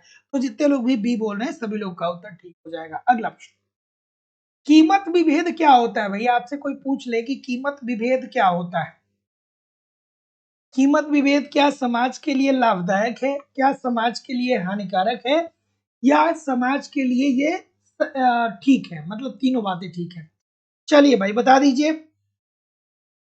बिल्कुल ठीक है। कीमत विभेद का मतलब क्या होता है कि एक ही लागत की वस्तुओं को अलग अलग बाजार में अलग अलग कीमतों पर बेचना, इसे ही हम क्या बोलते हैं, कीमत विभेद बोलते हैं। ठीक है, ये तो बाजार के संदर्भ में बात होगी। अगर जो कीमत विभेद का हम उदाहरण आपको दें, तो आपने कभी ट्रेन में यात्रा किया है? अगर जो आपने ट्रेन में यात्रा किया होगा तो ये आपकी ट्रेन है, और इस ट्रेन में 3 क्लास होते हैं। ठीक है, कौन कौन से होते हैं? एक होता है जनरल, एक क्या होता है, जनरल क्लास होता है, दूसरा क्या होता है, स्लीपर होता है, और तीसरा क्या होता है दोस्तों, एयर कंडीशन होता है। अब ये सभी लोग एक ही समय में एक ही जगह पे पहुंचने वाले हैं। एक ही समय में, जैसे रात में 9 बजे ट्रेन चली और दिल्ली जाना है आपको, तो सुबह 5 बजे सभी लोग जाएंगे। लेकिन जनरल का टिकट क्या है, कम है। ठीक है, स्लीपर का क्या है, थोड़ा सा इससे ज्यादा है, और एयर कंडीशन का क्या है, एसी का जो है वो सबसे ज्यादा है। ठीक है, तो ये क्या कर रहा है, समाज को हानि पहुंचा रहा है कि समाज को लाभ दे रहा है? तो आप कहेंगे कि देखिए सर जी, ये समाज को हानि भी पहुंचा सकता है, समाज को लाभ भी दे सकता है, और गरीबों के लिए ये हानिप्रद भी हो सकता है। ये सारी बातें सही है। ठीक है, ये सब कुछ सही है। अब लाभ पहुंचाएगा, आपको सुविधा चाहिए, आप चाहते हैं कि एयर कंडीशन में जाए, तो आप ज्यादा पैसा दे करके यहाँ पे टिकट ले लीजिए। ठीक है, तो आपको लाभ मिल गया। लेकिन ये जो जनरल बोगी में अगर जो कोई नहीं जा पाता है, उसे मजबूरी में क्या करना पड़ता है, एसी में टिकट लेना पड़ता है, या स्लीपर में मजबूरी में टिकट लेना पड़ता है, तो उससे नुकसान हो जाएगा। तो भैया वो तीनों बातें सही है। अगला, अगला प्रश्न आपके सामने ये रहा। अगला प्रश्न कि M R A R is A R comma M R तथा मांग की लोच के संबंध को दर्शाया जाता है। बिल्कुल ठीक है। क्या उत्तर होगा भाई? बिल्कुल ठीक है। ऑप्शन नंबर क्या बोल रहे हैं? सी बोल रहे हैं। सी बोल रहे हैं, औसत आय अपान औसत आय माइनस सीमांत आय। ठीक है, औसत औसत आय अपान औसत आय, औसत आय माइनस सीमांत आय। ठीक है, सीमांत आय। तो जितने लोग भी ऑप्शन नंबर क्या बोल रहे हैं, ED is equal to A R upon A R minus M R, सभी लोग का उत्तर यहाँ पे बिल्कुल 100% ठीक होने वाला है। अगला, कुर्नो मॉडल की मुख्य अवधारणा है। मोस्ट इंपॉर्टेंट प्रश्न है, बहुत बार आपके पेपर में पूछा गया है। और दोस्तों लाइव स्टडी इलाहाबाद के मोबाइल एप्लीकेशन पे आपकी इकोनॉमिक्स की दूसरी क्लास चल रही है। यहाँ पे आपको इकोनॉमिक्स के सारे कॉन्सेप्ट सिंपल सटीक साधारण भाषा में पढ़ाए जा रहे हैं। मैं जिम्मेदारी और विश्वास से कर रहा हूँ कि आप एप्लीकेशन पे सारे कॉन्सेप्ट को पढ़ते रहिए। वहाँ पे लाइव क्लासेस भी होती है, रिकॉर्डेड क्लास भी आपको मिल जाती है, तो आप अपने समय के अनुसार जब चाहेंगे क्लास नंबर 1 से लेकर के सारी क्लास कर सकते हैं। आपको नोट्स भी मिल रहा है, एक तरफ आप कॉन्सेप्ट पढ़ते रहिए, दूसरी तरफ नोट्स से रिवीजन करते रहिए। टेस्ट सीरीज मिल रहा है, समय समय पे टेस्ट दीजिए, देखिए तैयारी कैसी चल रही है। जहाँ पे गलत हो रही है उस गलती को सुधारिए। प्रीवियस ईयर के क्वेश्चन पेपर और करंट सब कुछ मेरे द्वारा दिया जा रहा है। अलग अलग बैच चल रहा है, Uttar Pradesh TGT PGT, Bihar TGT PGT, Jharkhand TGT PGT, Uttarakhand LT grade lecturer, UGC NET, सबका अलग अलग बैच है। एडमिशन की फीस केवल और केवल 2000 रुपए है, लाइफ टाइम की वैलिडिटी के साथ। तो आपको गूगल पे, फोन पे या पेटीएम के माध्यम से अपनी फीस इस नंबर पे पेमेंट करनी होगी और उसका स्क्रीनशॉट आपको इसी व्हाट्सएप नंबर पे सेंड करना होगा। डिस्क्रिप्शन बॉक्स में जाकर के एप्लीकेशन को डाउनलोड करके डायरेक्ट भी कोर्स को परचेज कर सकते हैं। किसी भी इंक्वायरी के लिए नीचे दिए गए नंबर पे आप कॉल कर लीजिए या आप मुझे मैसेज कर लीजिए, ठीक है। चलिए, कुर्नो साहब आ गए। तो कुर्नो मॉडल की मुख्य अवधारणा है। तो कुर्नो मॉडल में क्या कहा गया है, उन्होंने ये कहा कि प्रत्येक विक्रेता अपने प्रतिद्वंदी विक्रेता की पूर्ति को क्या कर लेता है, स्थिर मान लेता है। कहाँ पे बताते हैं ये, देयाधिकार के अंतर्गत कि अल्पाधिकार के अंतर्गत, कमेंट करके बताइए, ये आपको कंफ्यूज करेगा, ठीक है। ये कुर्नो मॉडल जो है ये अल्पाधिकार के अंतर्गत दिया गया है या देयाधिकार के अंतर्गत, आप मुझे कमेंट करके बताएंगे, ठीक है। तो कुर्नो मॉडल की मुख्य अवधारणा ये है कि प्रत्येक विक्रेता जो होता है, जो उसका प्रतिद्वंदी विक्रेता होता है, उसकी पूर्ति को वो स्थिर मान लेता है। तो जितने लोग भी ये बोल रहे हैं सभी लोग का उत्तर यहाँ पे बिल्कुल ठीक हो जाएगा। एकाधिकारी उस बाजार में बेचना चाहेगा जहां पे, एकाधिकारी उस बाजार में अपने प्रोडक्ट को बेचना चाहेगा जहां पे, चलिए बताइए। बिल्कुल ठीक है, बिल्कुल ठीक, बिल्कुल ठीक। थोड़ा सा वीडियो को लाइक और शेयर भी जरूर कर दिया करिए। चलिए, क्या उत्तर आ रहा है भैया, ए बोल रहे, सी बोल रहे हैं, और कोई भाई। तो भैया जो एकाधिकारी होगा वो अपने प्रोडक्ट को क्या करेगा कि वहां बेचना चाहेगा जहां पे उसे लाभ अधिकतम मिले, अर्थात उसकी वस्तु की कीमत जो है सबसे ऊंची हो, ठीक है। तो जितने लोग भी क्या बोल रहे हैं कि मांग की लोच इकाई से अधिक हो, सभी लोग का उत्तर ठीक है। और मांग की लोच इकाई से अधिक हो इसका मतलब क्या होता है भैया, एक बात और आपको यहाँ पे कनेक्ट करनी चाहिए कि मांग की लोच इकाई से अधिक कहाँ पे होती है, विलासिता वस्तुओं के संदर्भ में। और विलासिता की जो वस्तुएं होती है वो बहुत महंगी होती हैं। तो भैया जो एकाधिकारी होगा वो महंगा ही तो अपना प्रोडक्ट बेचना चाहेगा, बेचेगा कि नहीं बेचेगा। अगर जो आपको कुछ बेचना हो तो आप क्या कहेंगे कि सबसे ज्यादा पैसा लेकर के हम अपना बेच दें, ठीक है, क्योंकि हम स्वतंत्र हैं। तो जितने लोग भी ऑप्शन नंबर ए बोल रहे हैं सभी लोग का उत्तर यहाँ पे बिल्कुल ठीक हो जाएगा। अगला,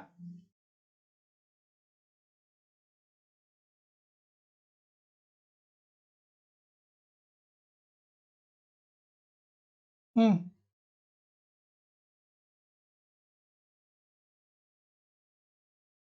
क्या उत्तर होगा भाई, ऑप्शन नंबर,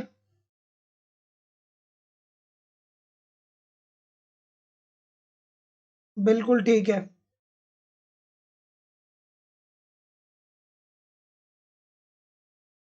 चलिए,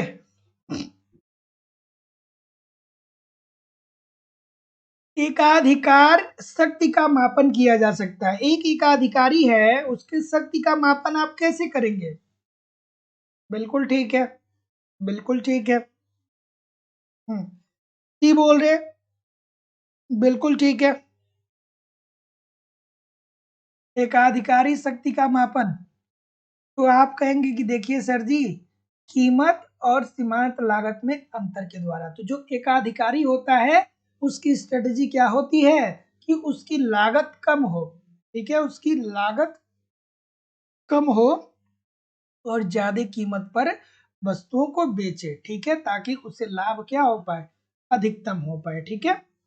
तो ऑप्शन नंबर क्या होगा, C, this is the right answer हो जाएगा। अगला, निम्नलिखित में से अल्पाधिकार की कौन सी विशेषता नहीं है, ये तो आसान सा प्रश्न है, क्या उत्तर होगा।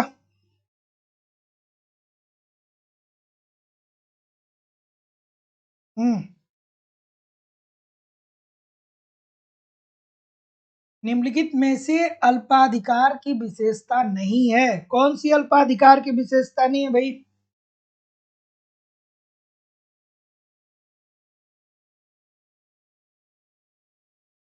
बिल्कुल, सी बोल रहे हैं।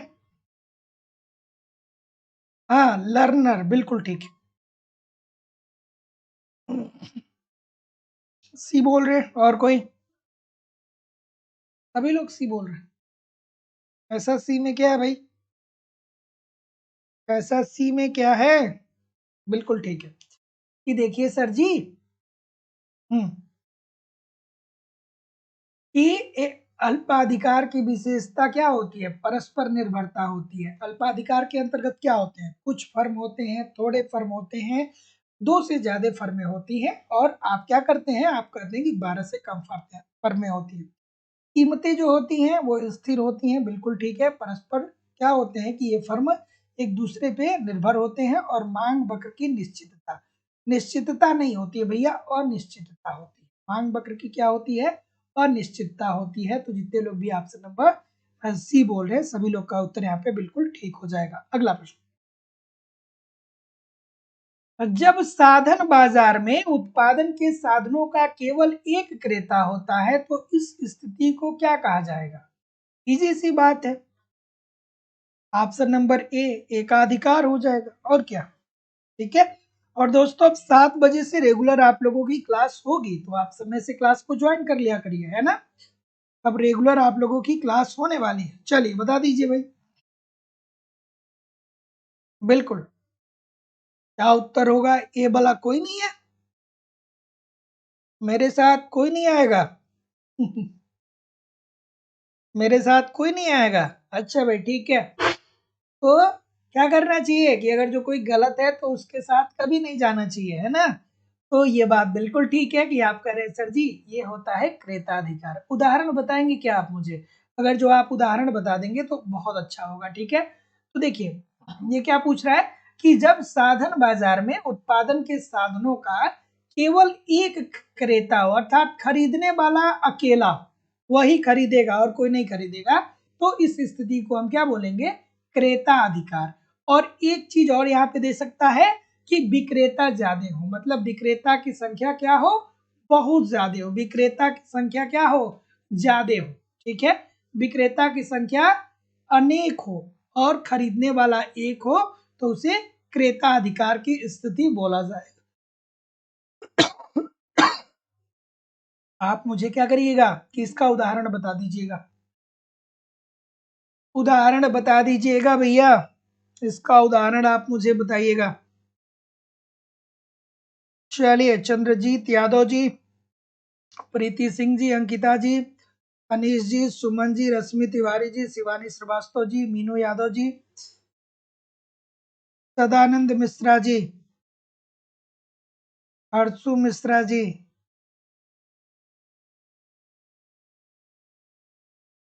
नैतिक चौधरी जी, प्रीति सिंह जी, अक्षय जी, अदी जी, राजन जी, सुमन शर्मा जी, अफजल हसन जी, अनीस पांडे जी, नसीम फातिमा जी, दीक्षा सिंह जी, राजकुमार जी, सोनम पांडे जी। बहुत तेजी से उत्तर आ रहा है, चलिए कोई बात नहीं। चलिए बताइए, पलक उपाध्याय जी, रीता जी, बिल्कुल ठीक है, अरुणिमा तिवारी जी, ठीक है। चलिए बताइए, प्रमोद पाल जी। चलिए, क्या उत्तर आ रहा है सर। तो जैसा कि मैं देख पा रहा हूं, आप क्या बोल रहे हैं, सी बोल रहे हैं कि देखिए सर, एकाधिकारी असामान्य लाभ प्राप्त कर सकता है, तो वो अल्पकाल में भी प्राप्त कर सकता है और दीर्घकाल में भी प्राप्त कर सकता है। तो ये दोनों कंडीशन में प्राप्त कर सकता है। तो एक जो एकाधिकारी होता है वो अल्पकाल में तो लाभ ज्यादा कमा ही लेगा, लेकिन दीर्घकाल में अगर जो नई फर्मों का प्रवेश न हो तो दीर्घकाल में भी वो असामान्य लाभ कमा सकता है। तो जितने लोग भी क्या बोल रहे हैं यहाँ पे, सी बोल रहे हैं, बिल्कुल ठीक बोल रहे हैं। अगला, विभेदात्मक एकाधिकार की स्थिति में यदि MR1 ग्रेटर देन MR2 के है तो एकाधिकारी क्या करेगा। अब इसके लिए मैं बार बार बोलता हूँ भैया, कॉन्सेप्ट पढ़ना पड़ेगा, कॉन्सेप्ट पढ़ना पड़ेगा, जरूरी है ना। क्या उत्तर आएगा भाई?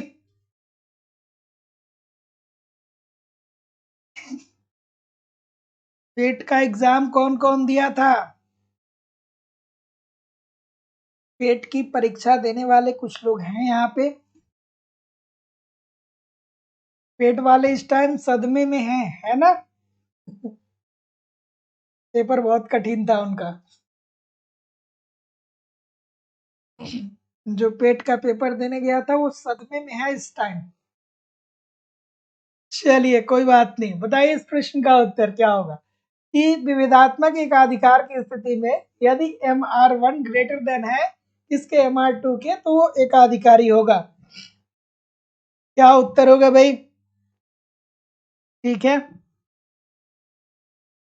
तो जैसा कि मैं देख पा रहा हूँ आप डी बोल रहे हैं। सभी लोग का उत्तर हमने बिल्कुल ठीक, सभी लोग का उत्तर बिल्कुल ठीक है कि दूसरे बाजार का उत्पादन कम करके पहले बाजार में वो क्या करेगा, अधिक बिक्री करेगा, क्योंकि ये कंडीशन बता रहा है एम आर ग्रेटर देन क्या है, MR2। इसका मतलब क्या हो गया कि भैया दूसरे बाजार का उत्पादन कर करके वो पहले बाजार में अधिक बिक्री करेगा। तो जितने लोग भी ऑप्शन नंबर डी बोल रहे हैं सभी लोग का उत्तर यहाँ पे बिल्कुल ठीक हो जाएगा। ठीक है, चलिए अगला प्रश्न है कि जिस बाजार में एक ही विक्रेता और बहुत सारे क्रेता होते हैं उसे कहा जाएगा। ये प्रश्न आपको पेपर में कंफ्यूज करता है। आपके जैसे ही बहुत सारे लोग इस प्रश्न को गलत करके आते हैं। और क्या गलत करेंगे, कहेंगे कि देखिए यहाँ पे दिया गया है एक विक्रेता, और बस इतना पढ़ लेंगे और वो धीरे से ऑप्शन नंबर ए की तरफ टिक करके कहेंगे कि बस अच्छा हुआ, मेरा पेपर बहुत बढ़िया हुआ।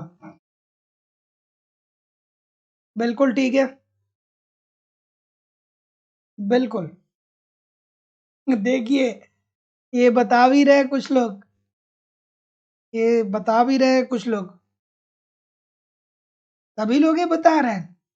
हम्म, कोई नहीं चेंज करेगा। अच्छा ठीक, मतलब आप लोग मेरी बात को समझ रहे हैं कि सर कैसे बता रहे हैं चीजों की। गलती मैं कराना चाहता हूं लेकिन आप नहीं कर रहे, तो फिर मैं क्या करूं। चलिए, जिस बाजार में एक बेचने वाला होगा और बहुत सारे खरीदने वाले होंगे, मतलब बेचने वाला एक होगा, खरीदने वाले अनेक होंगे, जैसे रेलवे, इंडियन रेलवे। ठीक है, तो टिकट जो है वो आप इंडियन रेलवे से ही खरीदते हैं।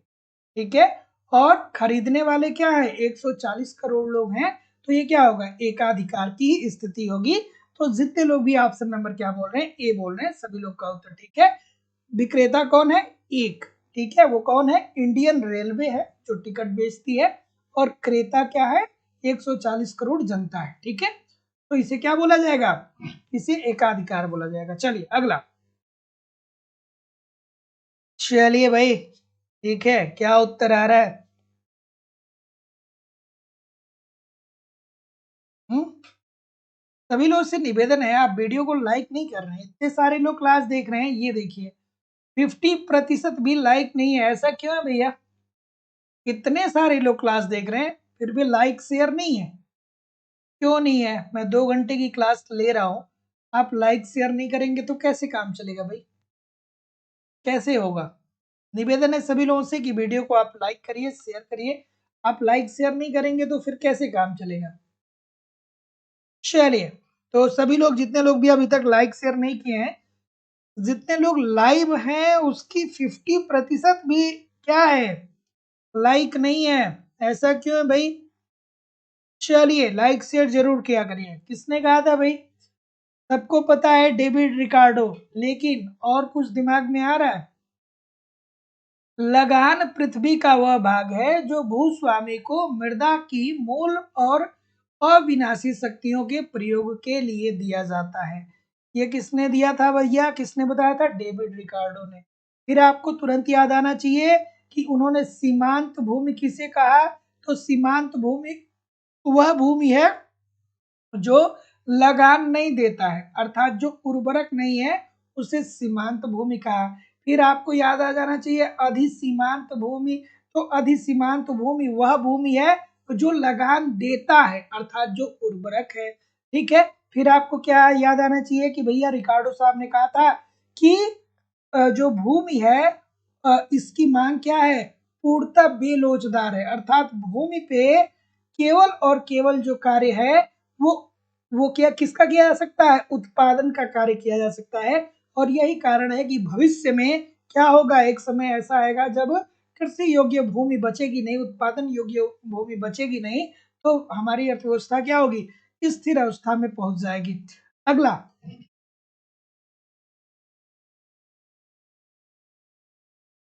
क्या उत्तर होगा भाई?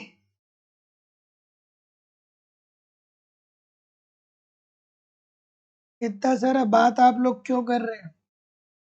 अरे नहीं भाई, महात्मा गांधी जी के बारे में ये बात हम लोगों को जानना बहुत जरूरी है। महात्मा गांधी जी अपने प्रारंभिक जीवन में, ठीक है, जब वो साउथ अफ्रीका थे, तो वहां पे ऐसा नहीं था कि वो ऐसे ही नहीं थे, वो भी बिल्कुल अंग्रेजों के जैसे सूट बूट पहनते थे।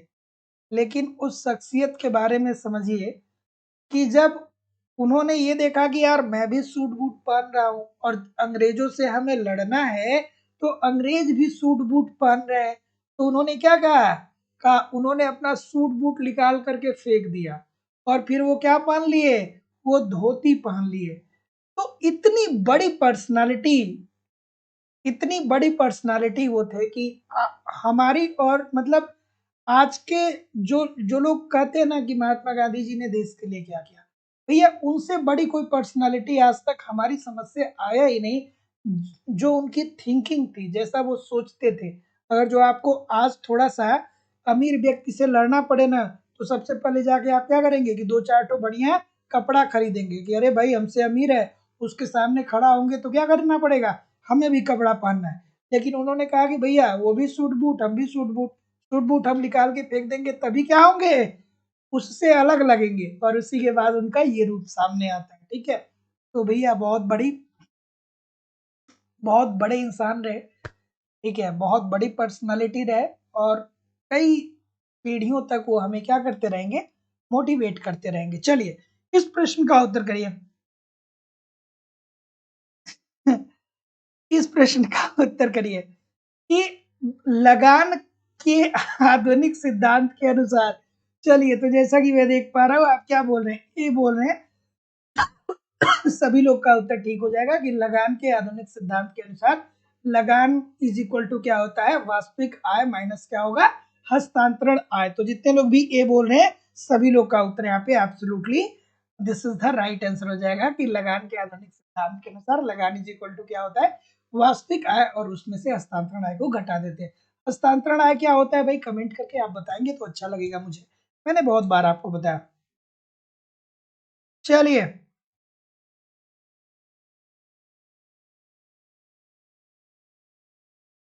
बिल्कुल ठीक है,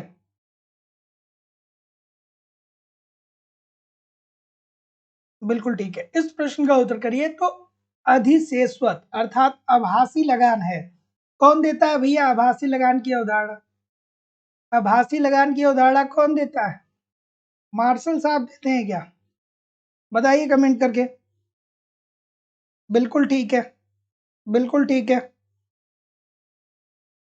तो आभासी लगान अल्पकाल में मानव निर्मित मशीनों व अन्य उपकरणों से व्युत्पन्न आय होता है। ये बात किसने कही थी, ये बात किसने कही थी, मार्शल साहब ने कहा था। तो जितने लोग भी ऑप्शन नंबर डी बोल रहे हैं कि अल्पकाल में मानव निर्मित मशीनों व अन्य उपकरणों से व्युत्पन्न आय, सभी लोग का उत्तर ठीक है। और जब आप पेपर देने बैठिएगा तो आप एक बार तो डी पढ़ लेते हैं, लेकिन बाद में कुछ सेकेंड के बाद आप ऑप्शन नंबर इस पे लगा लेते हैं, ई पे लगा देते हैं, इसलिए लगा देते हैं कि आपको लगता है कि डी जो होगा वो अंतिम वाला ही होगा। तो इस बात को देखिएगा, अगर जो एग्जामिनेशन हॉल में ए बी सी डी और ई ऑप्शन, 5 ऑप्शन दे दिया है, तो कभी भी पेपर को सॉल्व करते हुए डी मतलब ये चौथे स्थान पे, इसको देख लीजिएगा। मैंने अपने समय में बहुत गलतियां इस तरीके से की, बहुत ने 2-3 बार किया, इसलिए आपको बता दे रहा हूँ, ठीक है। चलिए इस प्रश्न का उत्तर करिए कि वितरण के 9 प्रतिष्ठित सिद्धांत के अनुसार राष्ट्रीय आय में मजदूरी के हिस्से में स्थिरता आएगी जब साधन प्रतिस्थापन की लोच होगी। बिल्कुल ठीक है, क्या उत्तर होगा भाई? क्या उत्तर आ रहा है? चलिए चलिए, ऑप्शन नंबर बिल्कुल ठीक। क्या बोल रहे हैं भाई? बी बोल रहे हैं। चलिए, तो जितने लोग भी बी बोल रहे हैं सभी लोग का उत्तर ठीक है कि वितरण के 9 प्रतिष्ठित सिद्धांत के अनुसार, वितरण का जो 9 प्रतिष्ठित सिद्धांत है उसने ये बताया कि राष्ट्रीय आय में मजदूरी के हिस्से में स्थिरता आएगी जब साधन प्रतिस्थापन की लोच क्या होती है, इकाई के बराबर होती है। तो जितने लोग भी बी बोल रहे हैं सभी लोग का उत्तर यहाँ पे बिल्कुल ठीक है। इसीलिए मैं बोलता हूँ भैया कि आपको कॉन्सेप्ट पढ़ना पड़ेगा, क्योंकि बहुत सारी ऐसी चीजें होती हैं जो बिना कॉन्सेप्ट के नहीं क्लियर हो पाएंगी, ठीक है। तो जो लोग भी अभी तक लाइव स्टडी इलाहाबाद के मोबाइल एप्लीकेशन पे कॉन्सेप्ट की क्लास नहीं ज्वाइन किया, आप जरूर ज्वाइन करिए। यहाँ पे आपको सारे कॉन्सेप्ट मैं जिम्मेदारी से बोल रहा हूँ, सिंपल सटीक साधारण भाषा में पढ़ाए जा रहे हैं, साथ ही कंप्लीट आपको नोट्स दिए जा रहे हैं, टेस्ट सीरीज, प्रीवियस ईयर के क्वेश्चन पेपर, करंट सब कुछ कराना हमारी जिम्मेदारी है।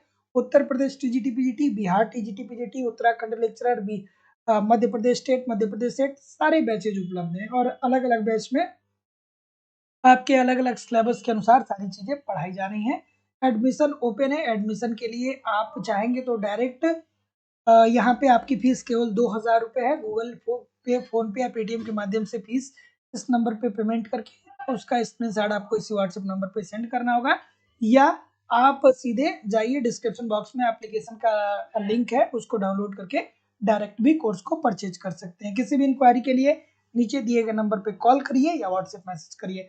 और बिहार पीजीटी में एक सुनहरा मौका है, बिहार टीजीटी पीजीटी की वैकेंसी दोस्तों 3 तारीख से आपका फॉर्म स्टार्ट हो जाएगा, तो इस बार चूकना नहीं है। जितने लोग भी बिहार के हैं एकदम सीरियसली लग जाइए। चलिए क्या उत्तर आ रहा है भाई? ए बोल रहे हैं, बी बोल रहे हैं, चलिए देखते हैं कि मजदूरी निर्धारण।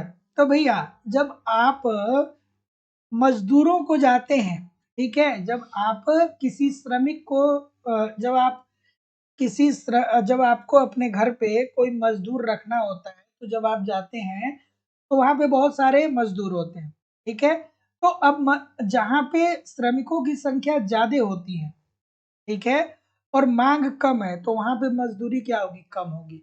लेकिन जहाँ पे श्रमिकों की संख्या कम है और मांग ज्यादा है तो मजदूरी ज्यादा होगी।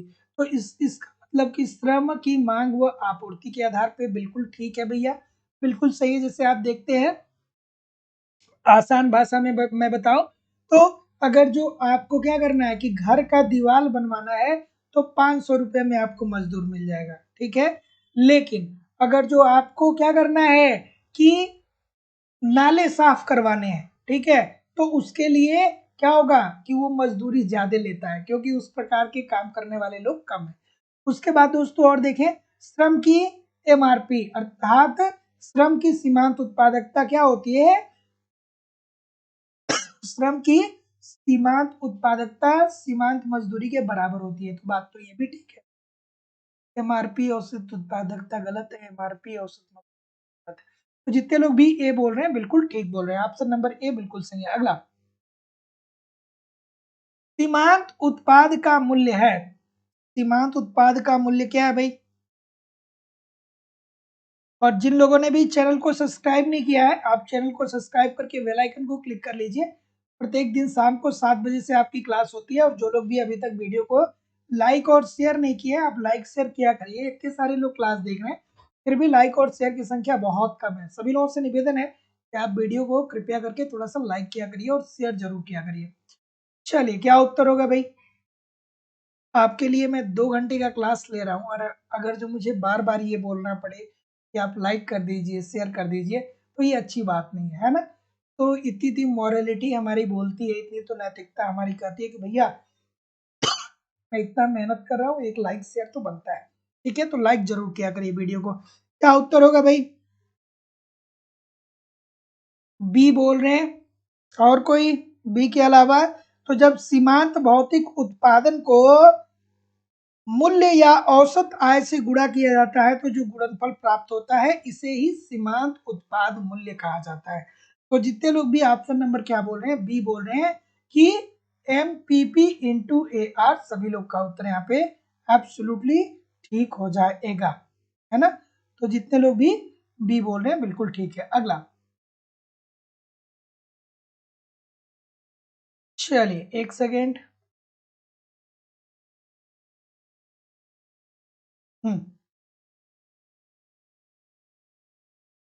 चलिए बताइए इस प्रश्न का उत्तर।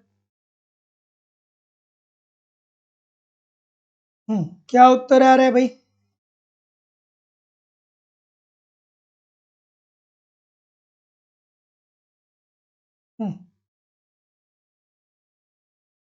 ठीक है, बी बोल रहे हैं। और कोई बी के अलावा?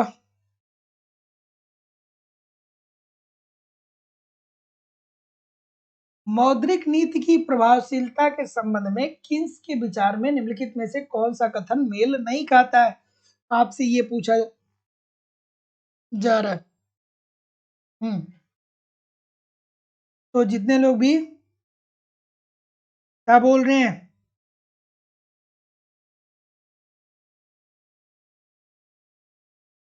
मुद्रा वेग तुलनात्मक रूप से स्थिर है, इसकी बात ये नहीं करते हैं। मुद्रा की मांग को अस्थिर मानते हैं। मुद्रा की मांग ब्याज संवेदी होती है और निवेश की मांग अस्थिर होती है, लेकिन मुद्रा वेग तुलनात्मक रूप से स्थिर है, ये बात गलत है। तो जितने लोग भी ऑप्शन नंबर क्या बोल रहे हैं, और जितने लोग भी ऑप्शन नंबर ए बोल रहे हैं, सभी लोग का उत्तर यहाँ पे बिल्कुल ठीक हो जाएगा। अगला प्रश्न, आरक्षित मजदूरी का अर्थ है। आरक्षित मजदूरी क्या होता है भाई? आरक्षित मजदूरी क्या होगा? तो आरक्षित मजदूरी, हम कहते हैं ना कि भैया इतनी इतनी चीजें आरक्षित रखी गई हैं। तो आरक्षित रखने का मतलब क्या है कि कम से कम न्यूनतम, न्यूनतम हम कहते हैं ना इतना सीट आरक्षित है। इट मीन्स की जो संख्या दिया गया है सीटों की, वो न्यूनतम है, जो सबसे न्यूनतम है कि इन लोगों के लिए वो क्या होगा, रखा जाएगा। ठीक है, जिसे हम कहते हैं ना कि महिला कैंडिडेट के लिए आरक्षित सीट है या विकलांग के लिए आरक्षित सीट है। तो इट मीन्स की वो सीटें क्या है, न्यूनतम ऐसी सीटें हैं जिसपे महिला या विकलांग जो होंगे वो क्या होंगे, नियुक्त होंगे। तो उसी तरीके से यहाँ पे आरक्षित मजदूरी भी होता है। तो आरक्षित मजदूरी का अर्थ ये होता है कि वह न्यूनतम मजदूरी जिस पे व्यक्ति कार्य करने का क्या हो, इच्छुक हो, मतलब उससे कम मजदूरी नहीं दी जाएगी। ठीक है, तो जितने लोग भी ऑप्शन नंबर सी बोल रहे हैं, सभी लोग का उत्तर ठीक है कि आरक्षित मजदूरी का अर्थ होता है न्यूनतम मजदूरी जिस पर व्यक्ति कार्य करने के इच्छुक है। तो ऑप्शन नंबर सी बिल्कुल ठीक हो जाएगा। अगला, श्रम शक्ति का निम्नलिखित में से उपयुक्त मद में मिलान करिए। श्रम शक्ति क्या होता है भैया? हम कहते हैं ना कि श्रम शक्ति के अंतर्गत किन लोगों को लिया जाता है, ऐसे लोग जो 15 से 64 वर्ष के बीच में आते हैं। ठीक है, ये हमारे देश की क्या है, श्रम शक्ति है। ठीक है, ये हमारे देश की क्या है, श्रम शक्ति। जो 15 वर्ष से कम है या जो 64 वर्ष से ऊपर है, वो भारत में सभी प्रकार के कार्य नहीं कर सकते हैं, इसलिए हम इन्हें श्रम शक्ति के अंतर्गत नहीं मानते हैं। तो ये 15 से 64 वर्ष के लोग जो है ये श्रम शक्ति के अंतर्गत आते हैं। और श्रम शक्ति के अंतर्गत क्या आते हैं, या तो रोजगार प्राप्त व्यक्ति आएंगे या बेरोजगार प्राप्त आएंगे। अब रोजगार का मतलब क्या है कि ऐसे लोग जो प्रचलित मजदूरी पर ऐसे लोग जो प्रचलित मजदूरी पे कार्य करने के लिए तैयार हैं और उन्हें कार्य मिल भी जा रहा है, उन्हें हम क्या बोलेंगे, रोजगार बोलेंगे। और बेरोजगार किसे बोलेंगे, बेरोजगार हम उसे बोलेंगे जो प्रचलित मजदूरी दर पे कार्य करने के लिए तैयार है लेकिन फिर भी उसको रोजगार नहीं मिल रहा है, तो वो क्या हो जाएगा, बेरोजगार हो जाएगा। ठीक है, जैसे जो लोग तैयारी कर रहे हैं, मतलब कोई उनके पास रोजगार नहीं है। अगला अगला प्रश्न, अगला प्रश्न, थोड़ा आराम से करिएगा इस प्रश्न को।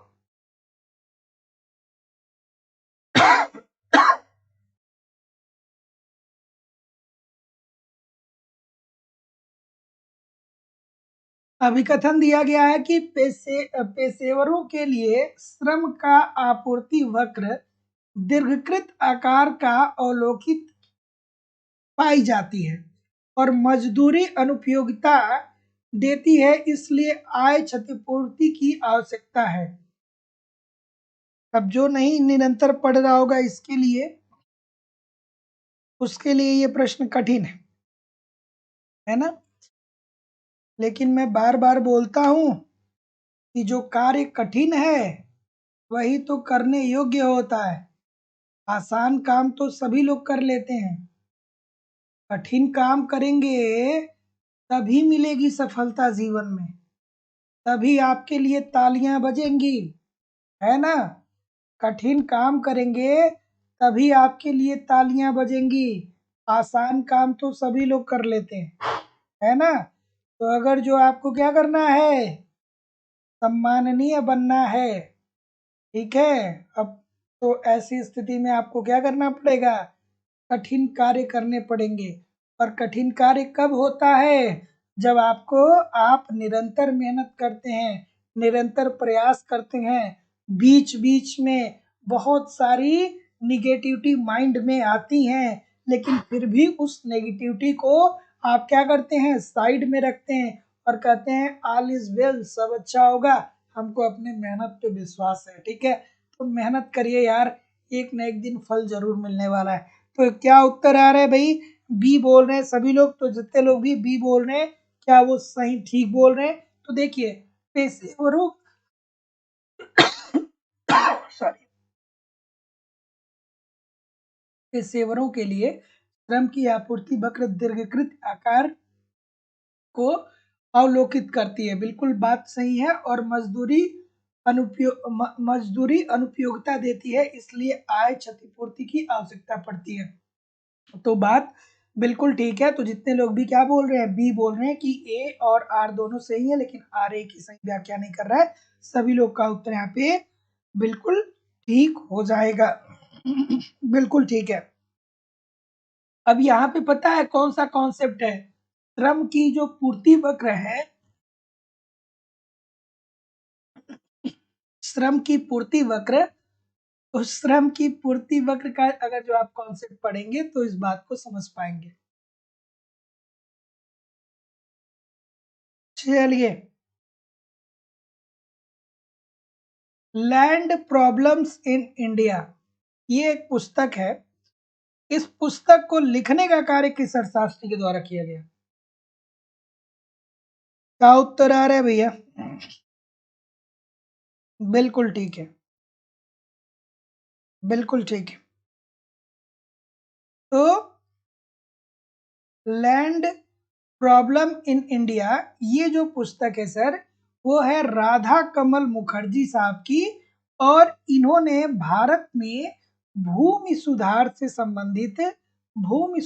संबंधित अनेकों कार्य किए। ठीक है, और वही दोस्तों भूमि सुधार से ही संबंधित ये भी पुस्तक है, लैंड प्रॉब्लम्स इन इंडिया। मतलब क्या है, भूमि की समस्या, भारत में भूमि की समस्या। अगला, कि ट्विन डिफिसिट समस्या का अर्थ है एक देश में निम्नलिखित का होना। ट्विन डिफिसिट क्या होता है सर, बताइए। बिल्कुल ठीक है। और रेगुलर क्लास ज्वाइन किया करिए जितने लोग भी हैं। याद रखिएगा, ट्विन डिफिसिट मतलब क्या होता है कि उस देश में राजकोषीय घाटा भी चरम सीमा पे है और उच्च चालू घाटा भी है। ठीक है, तो ट्विन डिफिसिट का मतलब ये होता है राजकोषीय घाटा प्लस चालू खाता घाटा। ठीक है, तो ट्विन डिफिसिट जहां भी आएगा, ट्विन डिफिसिट ये राजकोषीय घाटा और चालू खाता होता है। ठीक है, इस बात को ध्यान में रखिएगा। अगला, निम्नलिखित में से कौन से व्यय की निम्नलिखित में से व्यय की कौन सी मद योजना व्यय का हिस्सा नहीं है, मतलब इसमें से कौन सा ऐसा है जिसपे व्यय सरकार योजना बना करके नहीं करती है। ठीक है, तो याद रखिएगा कि जब बजट का निर्माण सरकार करती है, ठीक है, तो कृषि के लिए पैसों का आवंटन करती है, प्राथमिक सेक्टर के लिए, उद्योगों को भी किस तरीके से आगे बढ़ाया जाए इसके लिए भी गवर्नमेंट कार्य करती है, सामाजिक सेवाएं, ठीक है, शिक्षा, स्वास्थ्य, परिवहन पे कितना खर्च करना है बजट में गवर्नमेंट क्या करती है, इन तीनों चीजों को मेंशन करती है। लेकिन जो सेना है, ठीक है, जो सेना हो गया, इसका बजट में कोई उल्लेख नहीं होता है कि हम अपने सेना को मजबूत करने के लिए इतना पैसा खर्च करने जा रहे हैं। ठीक है, हमारा सेना हो गया, युद्ध हो गया, या आपातकालीन जो भी स्थिति आ गई, या सरकार जो ऋण देती है तो उस ऋण पे जो ब्याज अदा करती है सरकार, तो इस पे क्या होता है कि ये सरकार की योजनागत व्यय के अंतर्गत नहीं आते हैं। तो जितने लोग भी क्या बोल रहे हैं, सी बोल रहे हैं, बी बोल रहे हैं, बिल्कुल ठीक बोल रहे हैं। बजट प्रभाव से आशय क्या होता है सर? बजट प्रभाव से आशय क्या होता है?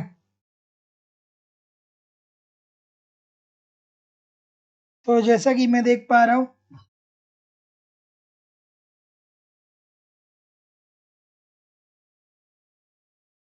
बजट प्रभाव में क्या करता है सरकार? सरकार बजट बजट क्या होता है? बजट क्या होता है कि सरकार की वार्षिक आय का ये एक लेखा जोखा होता है।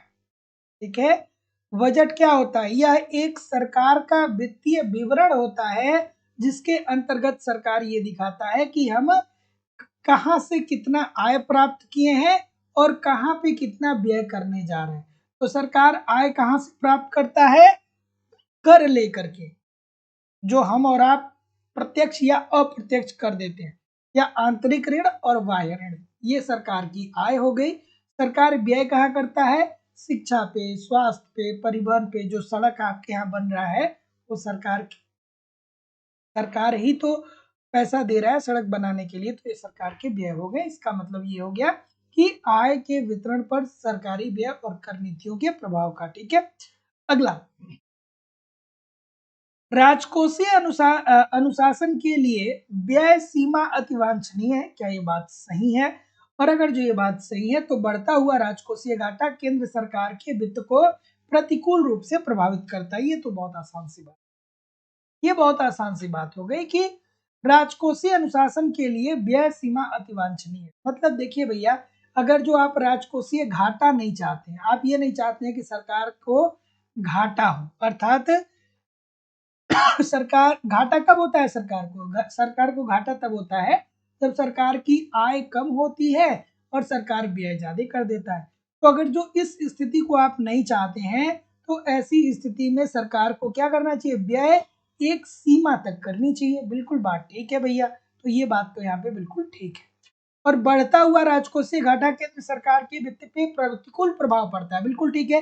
राजकोषीय घाटा बढ़ रहा है तो इसका मतलब कि आप क्या कर रहे हैं धीरे धीरे, कि आपके पास आय हो ही नहीं रहा है, आप व्यय ज्यादा कर रहे हैं। दूसरी तरफ राजकोषीय घाटा ज्यादा होने से आपको ब्याज ज्यादा देना पड़ता है, तो आपकी कोष पे क्या पड़ेगा? प्रतिकूल प्रभाव पड़ेगा।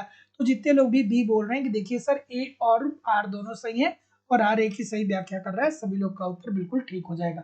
दोस्तों कहीं भी जाइएगा नहीं, कमेंट करके बताइए कि कितने प्रतिशत प्रश्न सही हुए। और दोस्तों हमारी इकोनॉमिक्स की दूसरी क्लास लाइव स्टडी इलाहाबाद के मोबाइल एप्लीकेशन पे होती है।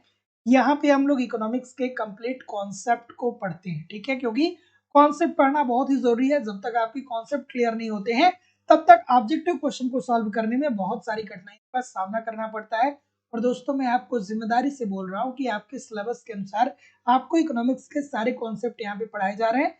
साथ ही साथ कंप्लीट आपको यहाँ पे नोट्स भी दिया जाएगा। आप लाइव क्लास नहीं ज्वाइन कर पाएंगे कोई बात नहीं, वहाँ पे आपको रिकॉर्डेड क्लास भी मिल जाएंगी। आप अपने समय के अनुसार क्लास नंबर 1 से जितनी भी क्लासेस है सारी क्लासेस को देख सकते हैं।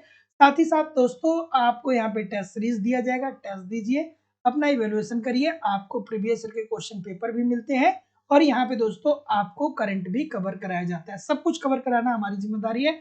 बस आप एप्लीकेशन पे पढ़ते रहिए, यूट्यूब पे प्रैक्टिस करते रहिए, सब कुछ आपका कवर कर होने वाला है। Uttar Pradesh TGT PGT, Bihar TGT PGT, Bihar TGT PGT, ठीक है, Madhya Pradesh state, Madhya Pradesh SET, Jharkhand TGT PGT, LT grade, GIC lecturer, UGC NET, Uttarakhand lecturer, सबका बैच अलग अलग है। अलग अलग बैच में आपके सिलेबस के अनुसार सारी चीजें पढ़ाई जा रही है। लाइफ टाइम की वैलिडिटी आपको मिलती है, इट मींस एक बार एडमिशन लेते हैं तो आप हमारे साथ तब तक बने रहेंगे जब तक कि आपका सिलेक्शन हो नहीं जाता है। Madhya Pradesh state, Madhya Pradesh SET, UGC NET और असिस्टेंट प्रोफेसर की फीस 2500 रुपए है। Uttar Pradesh TGT PGT, Bihar TGT PGT, Jharkhand TGT PGT, Uttarakhand lecturer, Uttarakhand LT और अन्य परीक्षाओं की फीस 2000 रुपए है। तो सिंपली एडमिशन लेने के लिए आपको गूगल पे, फोन पे या पेटीएम के माध्यम पे, नीचे नंबर आ रहा है या मैं नंबर लिख भी रहा हूँ, इस नंबर पे गूगल पे, फोन पे या पेटीएम के माध्यम से आपको अपनी फीस पेमेंट करनी होगी और उसका स्क्रीनशॉट आपको इसी व्हाट्सएप नंबर पे सेंड करना होगा। किसी भी इंक्वायरी के लिए इस नंबर पे कॉल कर सकते हैं या व्हाट्सएप मैसेज कर सकते हैं। आप डिस्क्रिप्शन बॉक्स में जाइए, एप्लीकेशन को डाउनलोड करके डायरेक्ट भी कोर्स को परचेज कर सकते हैं। तो thank you very much everybody, मिलते हैं कल शाम को 7 बजे एक नए उत्साह नए एनर्जी के साथ। तब तक के लिए आप पढ़ते रहिए, आगे बढ़ते रहिए दोस्तों। नमस्कार, धन्यवाद। जाते जाते वीडियो को लाइक और शेयर करते हुए जरूर जाइएगा।